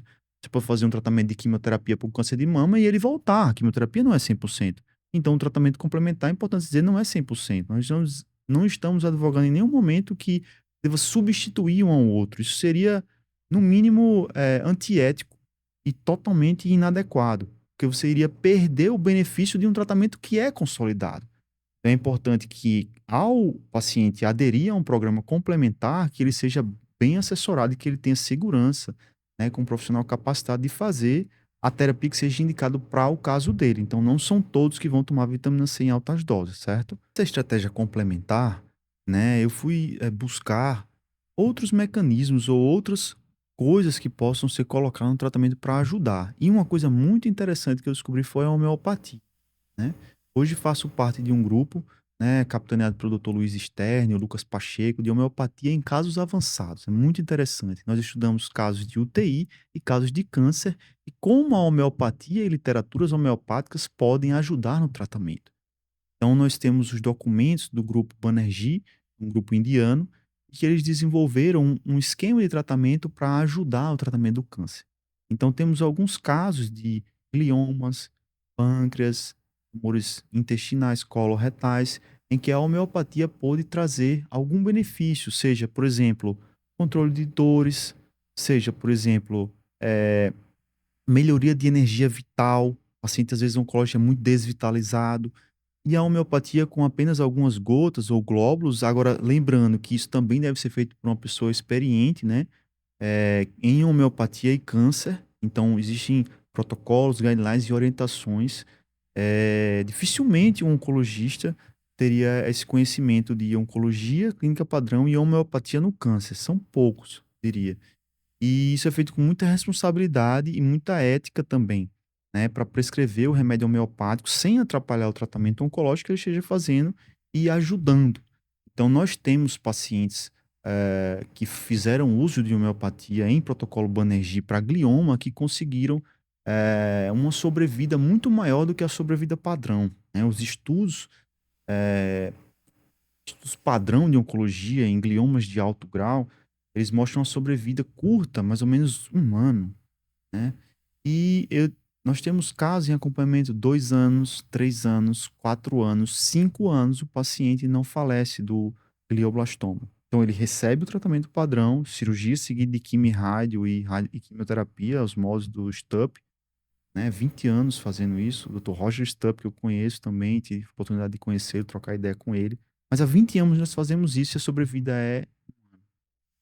E aí, com o advento de outros estudos, outros conhecimentos, então a integração das áreas de conhecimento é muito importante, né? Seja da equipe multidisciplinar e multiprofissional também. Então, isso dá um resultado muito interessante à homeopatia nesses casos de câncer. Nesse caso, a gente falaria de sobrevida. Como Isso. que é essa terminologia? A sobrevida é a forma que os cientistas, né, os médicos, eles usam para calcular desfechos. Então, quando faz um estudo, pegamos, por exemplo, 100 pessoas. E aí, o estudo vai calculando em quanto tempo elas vão morrendo. Então, para o estudo científico, o endpoint que nós chamamos mais importante, o endpoint primário, é quando a pessoa morre. Então, quando ele morre, é descontado um número. Quando o outro morre, é descontado, é descontado, é descontado. Então, isso cria-se uma curva de sobrevida. Quantos viveram em tanto tempo? Então, nesse estudo, por exemplo, de gliomas, 50% dos pacientes morreram em 12 meses, mais ou menos. E alguns outros vão morrendo ao longo do tempo. E na coorte original, no estudo original, todos os pacientes faleceram com esse tipo de glioblastoma, né? Mas nos documentos dos professores Banerjee, são uma família com 4 gerações de médicos. Pratip, Prasanta e mais 2 médicos. Então, o avô, o bisavô, o avô, o pai e o filho, Aham. né? São em 150 anos fazendo homeopatia na Índia, em Kolkata. Então, é um ambulatório que eles tratam milhares de pacientes ao dia, porque lá eles não têm quimioterapia, não tem neurocirurgia robótica com neuronavegação. Eles têm homeopatia. E aí, o que eu acho fantástico na oncologia é que cada um usa as armas que tem. Então, a oncologia padrão deles lá não entra cirurgia de forma disponível para todos. Para muitos pacientes humildes, eles não vão ter acesso a isso. Então, fizeram esse trabalho e foram homenageados em várias instituições, né, no mundo, e mostraram o trabalho deles. Então, no site, né, Banerjee Homeopatia, no site em inglês, não tem lá os documentos mostrando pacientes com remissão, inclusive, de tumores cerebrais. Poxa, É que muito interessante, muito interessante. interessante. Em relação ao hidrogênio molecular, também é outra ferramenta que vocês também têm na caixinha de vocês, né? Isso. O Como hidrogênio molecular, assim, quando eu vi ele a primeira vez, foi na clínica do Dr. Felipe, José de Felipe Júnior, que eu saúdo, é um grande mestre, assim, uma referência, acho que no mundo, Dr. José de Felipe Júnior. Ele tem muitos documentos na internet, artigos, livros, livros, né? Site, YouTube, Instagram, né? Todas as mídias. É um senhor muito carinhoso e carismático e ele ensina muitas coisas sobre o câncer. E aí, quando eu fui lá na clínica dele conhecer, eu vi o hidrogênio molecular inalatório, e aí eu achei, nossa, mas o que é isso, né? Ele, é hidrogênio e oxigênio, é uma mistura na proporção específica e tal, e tal, e tal. 2 a 3 para 1, conforme os estudos. E ele me mostrou milhares de estudos. E eu, nossa senhora, nunca tinha visto isso aqui. E aí fui estudar. E hoje nós temos, né, a indústria de hidrogênio. Você vê nos jornais, né? Ah, o hidrogênio, hidrogênio, não sei o que, hidrogênio. Mas isso é um hidrogênio mais industrial, é eletricidade, elétrico. O hidrogênio que a gente se refere é o hidrogênio molecular medicinal. Então a forma de geração dele é especial para que não gere substâncias tóxicas no processo de produção do gás e gere ele puro. É importante que ele seja puro, 99,9 de pureza. Então, isso é usado de forma dissolvida na água ou inalatório, né? Existem outras formas também, mas essas são as formas mais comuns.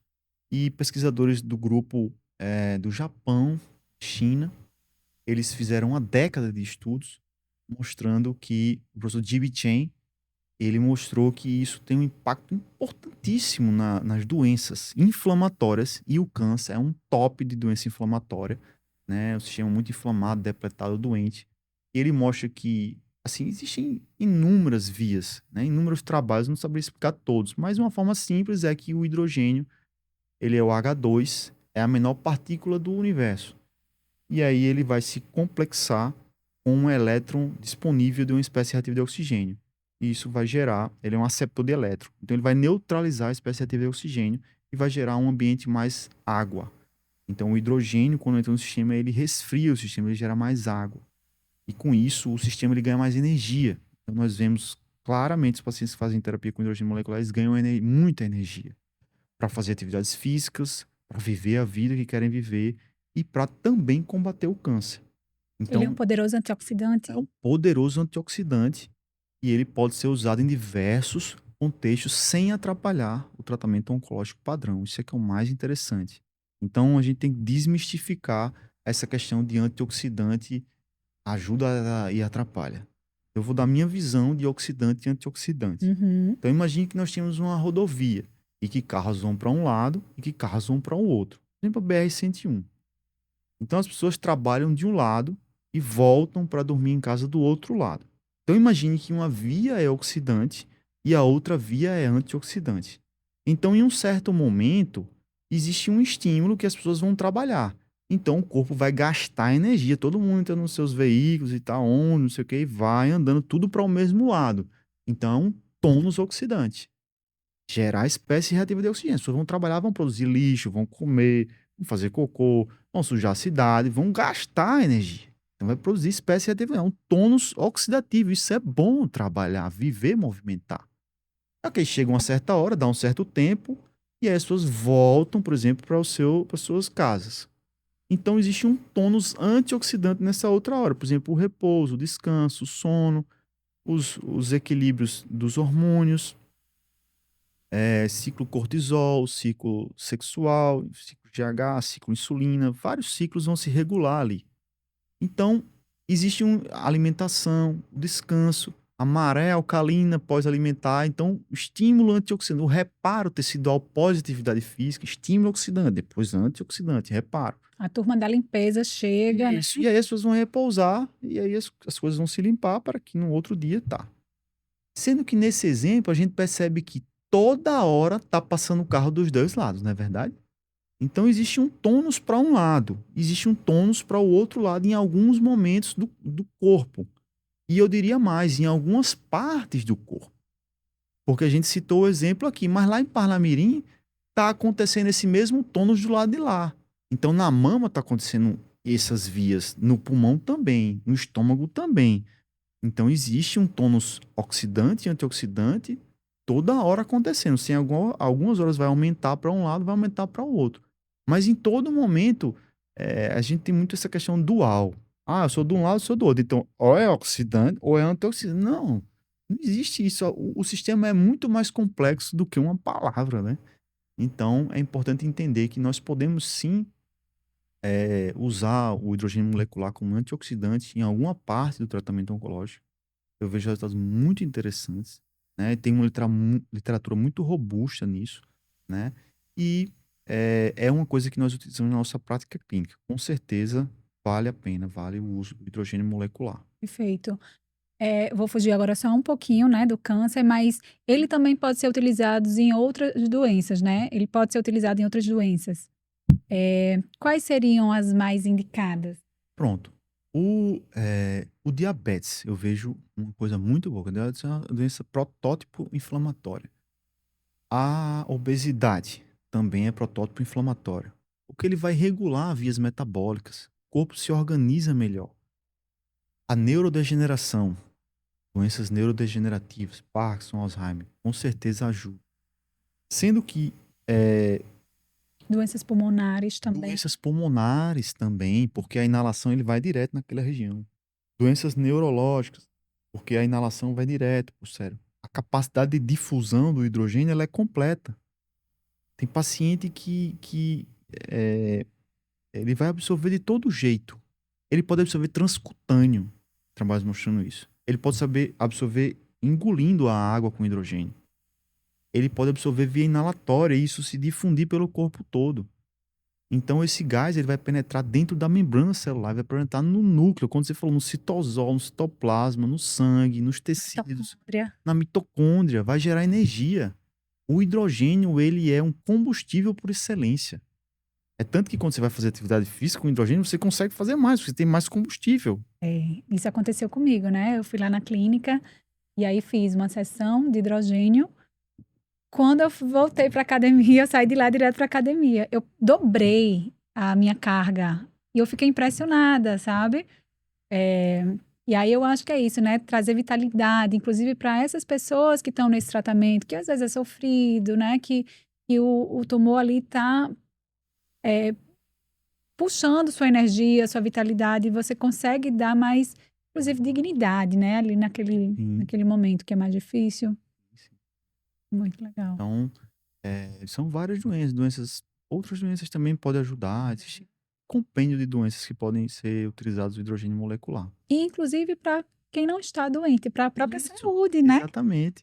Teve um paciente que estava lá na clínica, E aí ele tava fazendo o tratamento dele, e aí eu encostei do lado dele e comecei a fazer o meu, né? Aí ele disse, nossa, mas você vai fazer isso aqui? Aí eu disse, mas a gente pode fazer também, mesmo quem não tem câncer. Aí ele ficou bem mais tranquilo, porque ele achava que, só pode fazer isso quem tem câncer, né? E aí eu fiz a minha sessão lá de tratamento, que tava precisando, e aí ele ficou assim impressionado, porque ele achava que, às vezes, quimioterapia só faz quem tá com câncer, né? Não faria Sim. quimioterapia é uma pessoa que não tem câncer.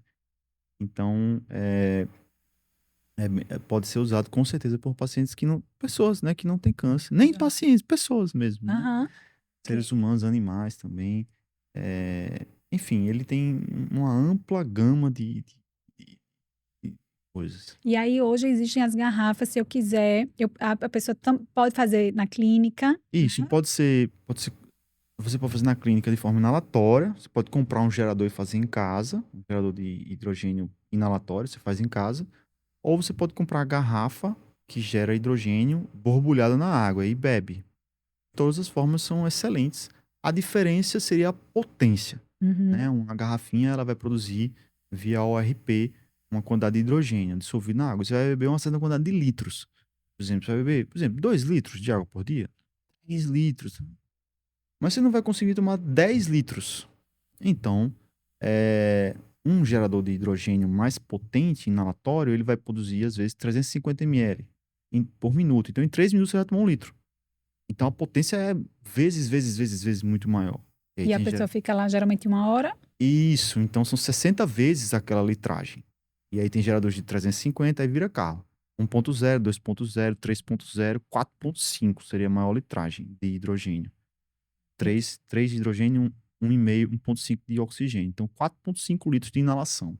Uma carga exuberante de potência antioxidante. Muito interessante. Na China, né, existem clínicas que é como se fosse um corredor, que botam uma rumo de poltrona lá e umas maquinazinhas, o paciente chega, senta e faz só inalação. Eles têm um potente, você vê a saúde deles lá, eles são muito preocupados com a questão estética, né? Moças também, né? E a saúde de uma forma geral. A China é um polo, e é tanto que muitas máquinas são produzidas lá, é um polo de produção industrial muito grande, existem bairros, distritos só de produção de tecnologia. Então, é muito interessante esse uso. Pode fazer em clínica, como eu falei, inalação, ou comprar em casa, ou beber a água. Beber a água. Joia. E a ozonioterapia também é uma ferramenta que vocês utilizam no câncer. E, tem um papel semelhante ao hidrogênio, a ozonioterapia também é algo que vocês utilizam nessa visão complementar. Ele é parecido com hidrogênio molecular, é diferente. Como que pode ser O utilizado? ozônio, ele é outra molécula. Então, o hidrogênio molecular é o H2. O ozônio é o O3. Então, ela já é uma espécie reativa de oxigênio. Ela não é oxigênio, é uma espécie reativa, é um O3. Sendo que, de novo, a gente desmistifica que antioxidante é bom, é ruim, e oxidante é bom e é ruim. Não. Tá todo mundo indo para o lado e para o outro aos seus momentos, em seus lugares. É isso que é o mais importante. Na vida é assim. Hum. Todo mundo ir para o seu lugar, no seu tempo, às suas necessidades. Então, o O3, né, o ozônio, ele foi estudado inicialmente como um potente antisséptico, porque ele limpa muito micro-organismos patogênicos. Então, usar o ozônio em feridas tem um efeito espetacular.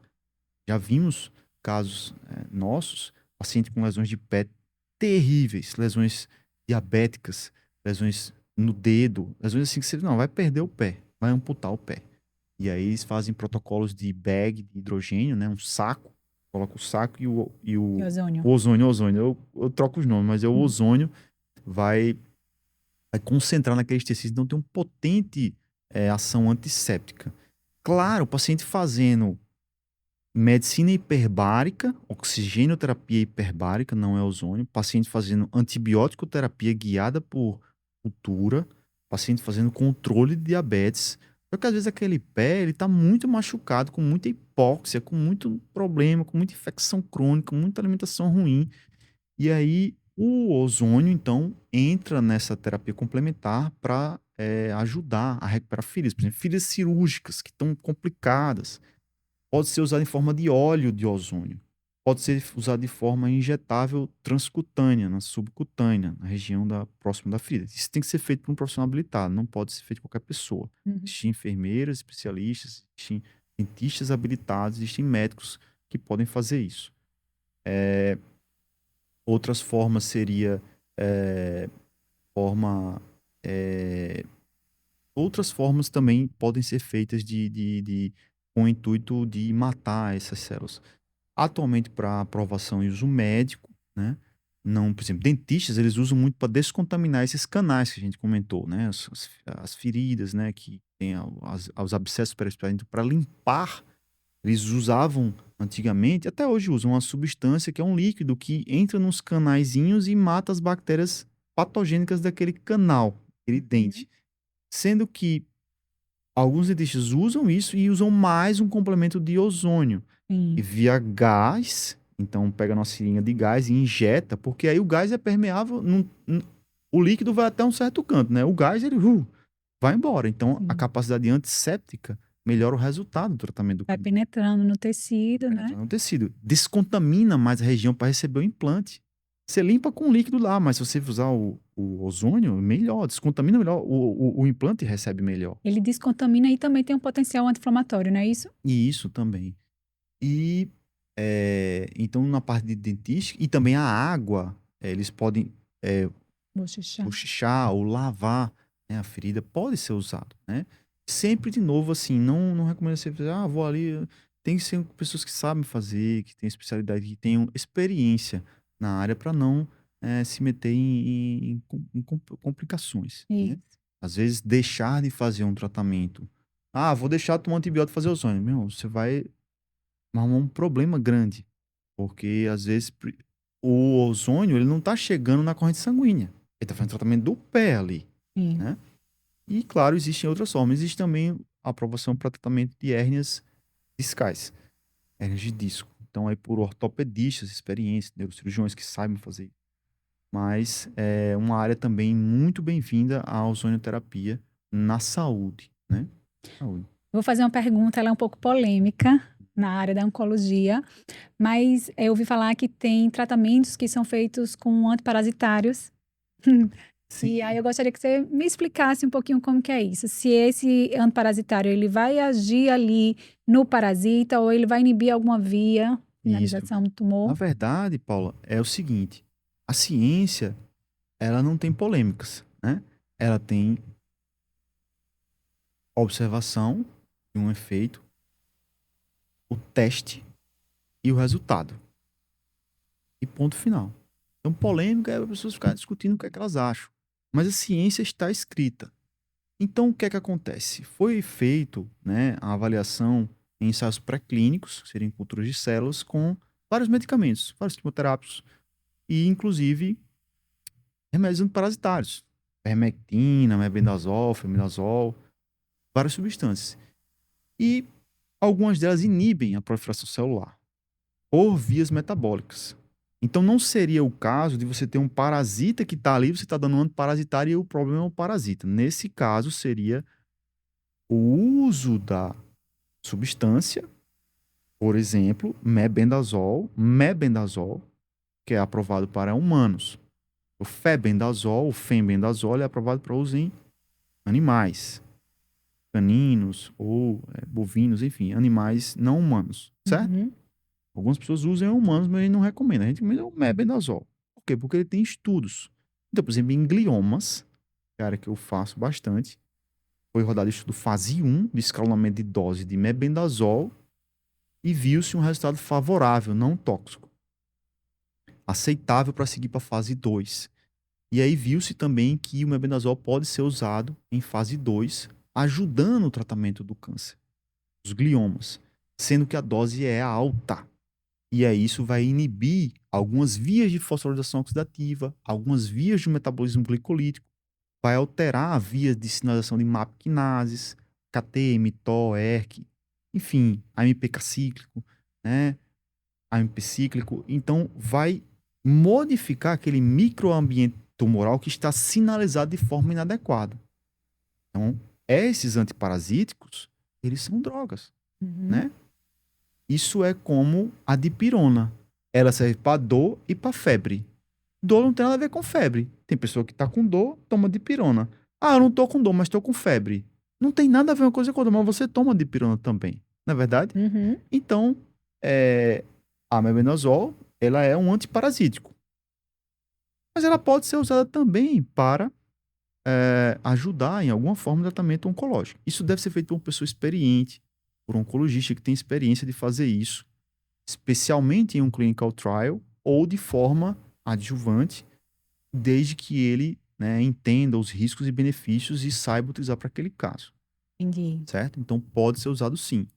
Então, existem protocolos com ivermectina, com mebendazol e com várias outras drogas. Então, esse capítulo chama Drogas Reposicionadas em Oncologia. Existem livros só falando sobre inúmeras drogas que foram reposicionadas. A doxiciclina é um antibiótico potentíssimo, ela tem efeito nas células prostáticas. Nós vemos, às vezes, PSA baixar quando fazemos alguma coisa assim. Nós temos casuística do paciente usando o protocolo MAX e publicado na Journal of Orthomolecular, mostrando que isso tem efeito, é uma estratégia metabólica de tratamento anticâncer. Então, existe alguma forma de reprogramação metabólica com algumas substâncias, e isso com certeza já está acontecendo. Nós já usamos em alguns pacientes, nós vemos alguns resultados, outros não, às vezes mais duradouros, às vezes não. Isso gera polêmica, porque às vezes é um paciente que consegue o resultado, às vezes outros pacientes não conseguem. Mas, de novo, se tivéssemos um tratamento que resolvesse todos os casos, a gente não estaria aqui, não é verdade? Com certeza, com certeza. E para a gente finalizar, tiver mais algum outro tratamento, algo que a gente possa. Estrela, que é Sim. a terapia neural. Terapia neural, Sim, exatamente. sim, eu queria falar sobre a terapia neural, porque nós fizemos um curso, né, terapia neural, pelo professor Armin Heimers, que ele é um mexicano, presidente da Sociedade Mexicana de Terapia Neural e um dos maiores expoentes da terapia neural no mundo. Ele foi o presidente do Congresso Europeu de Terapia Neural. Então, a terapia neural é uma forma de tratamento complementar que ela foi desenvolvida há 100 anos por um alemão chamado Huneck. E ele observou que um anestésico local da categoria das aminas, aminoéster, ele é um anestésico que injetado sobre baixas concentrações, a 0,7 e 1%, não usado com fins anestésicos. Então ele não usou para fim de anestesiar o tecido, ele usou com fim terapêutico. Ele queria tratar alguma coisa no paciente dele. E aí ele conseguia esse efeito terapêutico com a aplicação em pontos específicos do corpo, através de injeção, né? Então disse assim, para fazer terapia neural, o que precisa? Precisa de uma pessoa, né, que aceite fazer o tratamento, seja disponível, precisa de agulha e seringa e do remédio. Então é uma terapia relativamente simples, ela é minimamente invasiva, porque ela vai curar e aplicar como fosse acupuntura. Então vai dar um furozinho naquela região e aplicar o medicamento, que é um anestésico local. Nós usamos preferencialmente a procaína. A Uhum. procaína, ela tem um efeito neuroregulador, neuroquímico. Então, entendemos pela visão da terapia neural que um tecido que foi lesionado, ou cirurgiado, ou cortado, ou traumatizado física ou psiquicamente, vai guardar memória ali e não vai funcionar de forma adequada. Então, imagine que eu tenho uma fibra de tecido caminhando e de repente eu dei um corte. Aquele tecido, ele não vai conseguir se conectar mais com aquele outro, porque ele foi cortado. Como o corte de uma mesa, como o corte de uma roupa. Eletricamente. Eletricamente, ele não vai conseguir conduzir o estímulo de forma original. Uhum. Pode ser que a cicatrização tenha sido perfeita e ele reconduziu. Então, vamos dizer assim, muitos pacientes são operados, são cirurgiados ou sofreram algum trauma, alguma coisa, eles vão se recuperar de forma total. Mas alguns não vão conseguir. E aí, por que isso acontece? Porque aquele tecido lesionado, ele ficou com uma baixa carga elétrica. A energia vai passar por ali, energia elétrica, e não vai conseguir chegar lá no outro neurônio e caminhar para o cérebro e fazer a regulação e descer. Então, aquele tecido está desvitalizado ou com um baixo potencial em milivolts. Então, a instilação da procaína vai gerar um pico elétrico mais de 230 milivolts, para gerar um reset elétrico naquela célula. E aí ela volta a funcionar de forma habitual. E aí o estímulo consegue passar de forma normal. Então é muito bonito ver um paciente que tem parestesias pós-operatórias, paciente que tem dor pós-operatórias, antigas às vezes. Nossa, eu operei isso aqui faz muito tempo, faz 1 ano. E aí tenho dor crônica. Tomo vários remédios, a medicina padrão. Vários analgésicos, não resolve meu problema. Tomo vários antidepressivos, tomo canabidiol, tomo um monte de massagem, tomo termoterapia, laser, LED-terapia, tomo um monte de coisa lá, não resolve o problema. E aí, às vezes, a gente atende esse paciente, faz a aplicação e o paciente melhora a dor na hora. Então, existe a terminologia de fenômeno de segundos, quando a aplicação da procaína consegue resolver um problema à distância. Então, às vezes, o paciente tem uma dor à distância, tipo no joelho, e a gente faz uma aplicação em outro ponto, por exemplo, na boca, e melhora o problema do joelho ou do pé. E é muito interessante. Eu tive uma paciente agora que ela tinha uma dor de cabeça crônica. Ela se entende por gente com a dor de cabeça. Ela tomava analgésicos diariamente. E aí já tinha passado em neurologia, já tinha feito exame, ressonância. Não era um tumor dentro da cabeça dela, não tinha câncer, dor de cabeça crônica e tal, e tal, e tal. Tomava Dorflex, dipironas, diariamente, não resolvia. Ela piorava quando fazia atividade física. Ela piorava quando se estressava. E isso atrapalhava muito a qualidade de vida dela. E nós atendemos ela com a fisioterapia neural. A terapia neural pode ser aplicada no local da dor, então aplicamos na região que ela tinha dor de cabeça e não melhorou. E aí eu fui, né, pela anamnese, fazer o tratamento de uma parte dentária que ela tinha. E aplicamos numa região dentária e a dor sumiu na hora. Aí eu apliquei e disse assim: como está a sua dor? Não, a dor tá melhor, às vezes ela passa mesmo. Eu disse: tá bom, vamos observar essa semana como você fica. E aí no retorno, em uma semana, ela disse: olha, eu não tomei mais analgésico essa semana.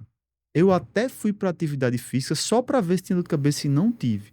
Eu passei por uma situação grave aqui com meu esposo, não sei o quê, algumas situações lá, precisou de ajuda e não tive dor de cabeça. Então eu estou sem tomar analgésico há uma semana. Quer dizer, a pessoa que passou décadas com uma dor, e no caso dela, o campo interferente que produzia a lesão, a dor de cabeça, era uma alteração elétrica, neural, no dente. Então a gente aplicou no dente e resolveu uma dor de cabeça. E com isso a paciente ela disse que sentiu mais energia, porque nós sabemos que quando tiramos um fator irritativo, a energia volta de volta ao paciente. Então ele pode viver, ele pode fazer o que ele quiser. Potencial elétrico. Inclusive atividade física, Uhum. né? Inclusive se estressar para resolver as coisas sem dor de cabeça. E aí ele age via sistema nervoso autônomo? Sim, então muitas vezes o paciente que tem dor de cabeça crônica, por exemplo, ou uma irritação crônica, ele vai ativar muito o sistema nervoso simpático, né? Aí isso pode tonificar muito o sistema nervoso simpático e desequilibrar ou diminuir o exercício, a força do sistema nervoso parasimpático. Então esse paciente pode viver em simpaticotonia. Que seria o quê? Para a gente poder explicar. Simpaticotonia é como uma pessoa vive sob um estresse constante. Às vezes não há estresse.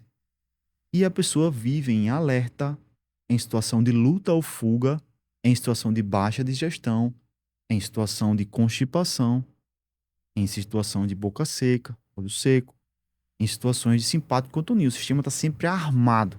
Esperando um leão. Exatamente. E às vezes não está acontecendo nada, só um boleto vai vir, mas não é um leão, né?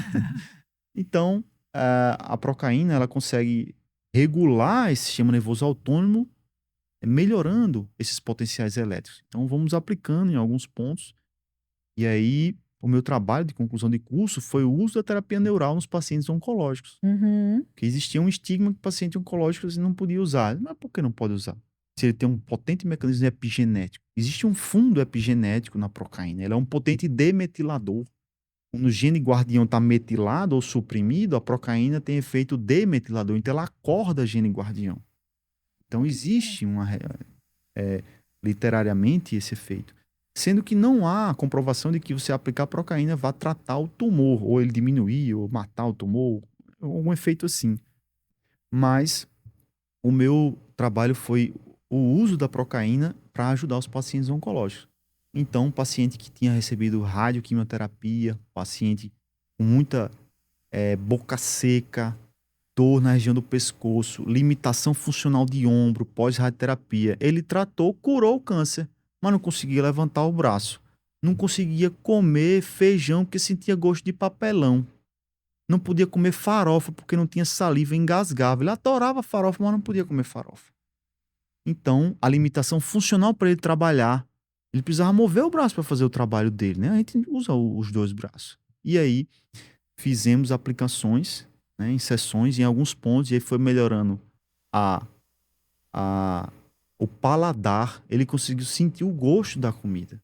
Ele conseguiu sentir o gosto do sal. Ele botava 1 quilo de sal na comida. Todo mundo dizia, você vai morrer de sal. Ele, não, tá sem sal, porque ele danificou via o tratamento de quimio-radioterapia, né, que foi certo, tratamento padrão, mas ele recebeu uma forma complementar.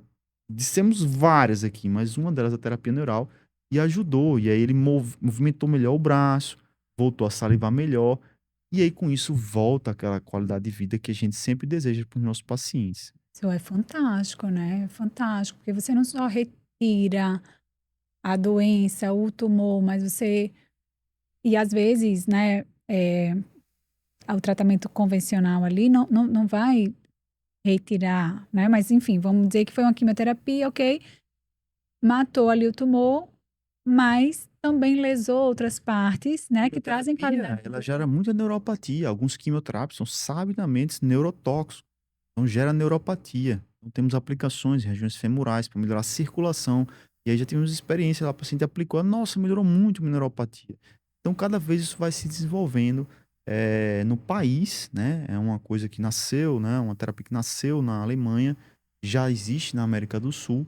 E no Brasil eu sinto que ela vem se fortalecendo e cada vez mais profissionais vêm estudando e aprendendo essa técnica, que é uma terapia complementar também e pode ajudar no tratamento do câncer. Maravilha. E em outras condições também, inclusive emocionais, né? Sim, sim, sim. E só para a gente finalizar, a questão emocional no câncer, ela é muito determinante também, né? Eu não sei se na prática clínica dá para observar, eu acho que sim, pessoas que têm um enfrentamento mais otimista, né? Que tem mais recursos ali emocionais do que outras pessoas, isso daí faz diferença. Com certeza, Paulo, com certeza. Esse é um aspecto muito importante nós vemos no dia a dia. Eu tenho muitos pacientes graves, são tumores dentro da cabeça, gliomas, eles têm muita alteração neurocomportamental, neurocognitiva, alterações neuromotoras que não se movimentam bem.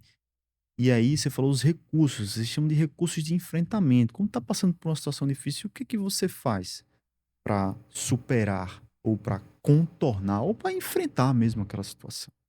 Muito importante que a gente estimule as pessoas a aprenderem essas coisas. Uma coisa muito importante é o bom humor. Então, os pacientes às vezes chegam, né? São pacientes humildes, às vezes tratamos no SUS, e eles com tumores avançados, e aí algum médico poderia chegar e dizer, nossa, você tem um tumor grave, o seu prognóstico é muito ruim, a expectativa de vida sua é 12 meses. E aí, se o paciente recebe isso e internaliza isso, é muito esperado que ele vá cumprir isso. Porque a palavra do médico é muito potente, é muito forte. E o paciente respeita muito. Então há que se ter cuidado, né? A comunidade médica, como fala, comunica com o paciente.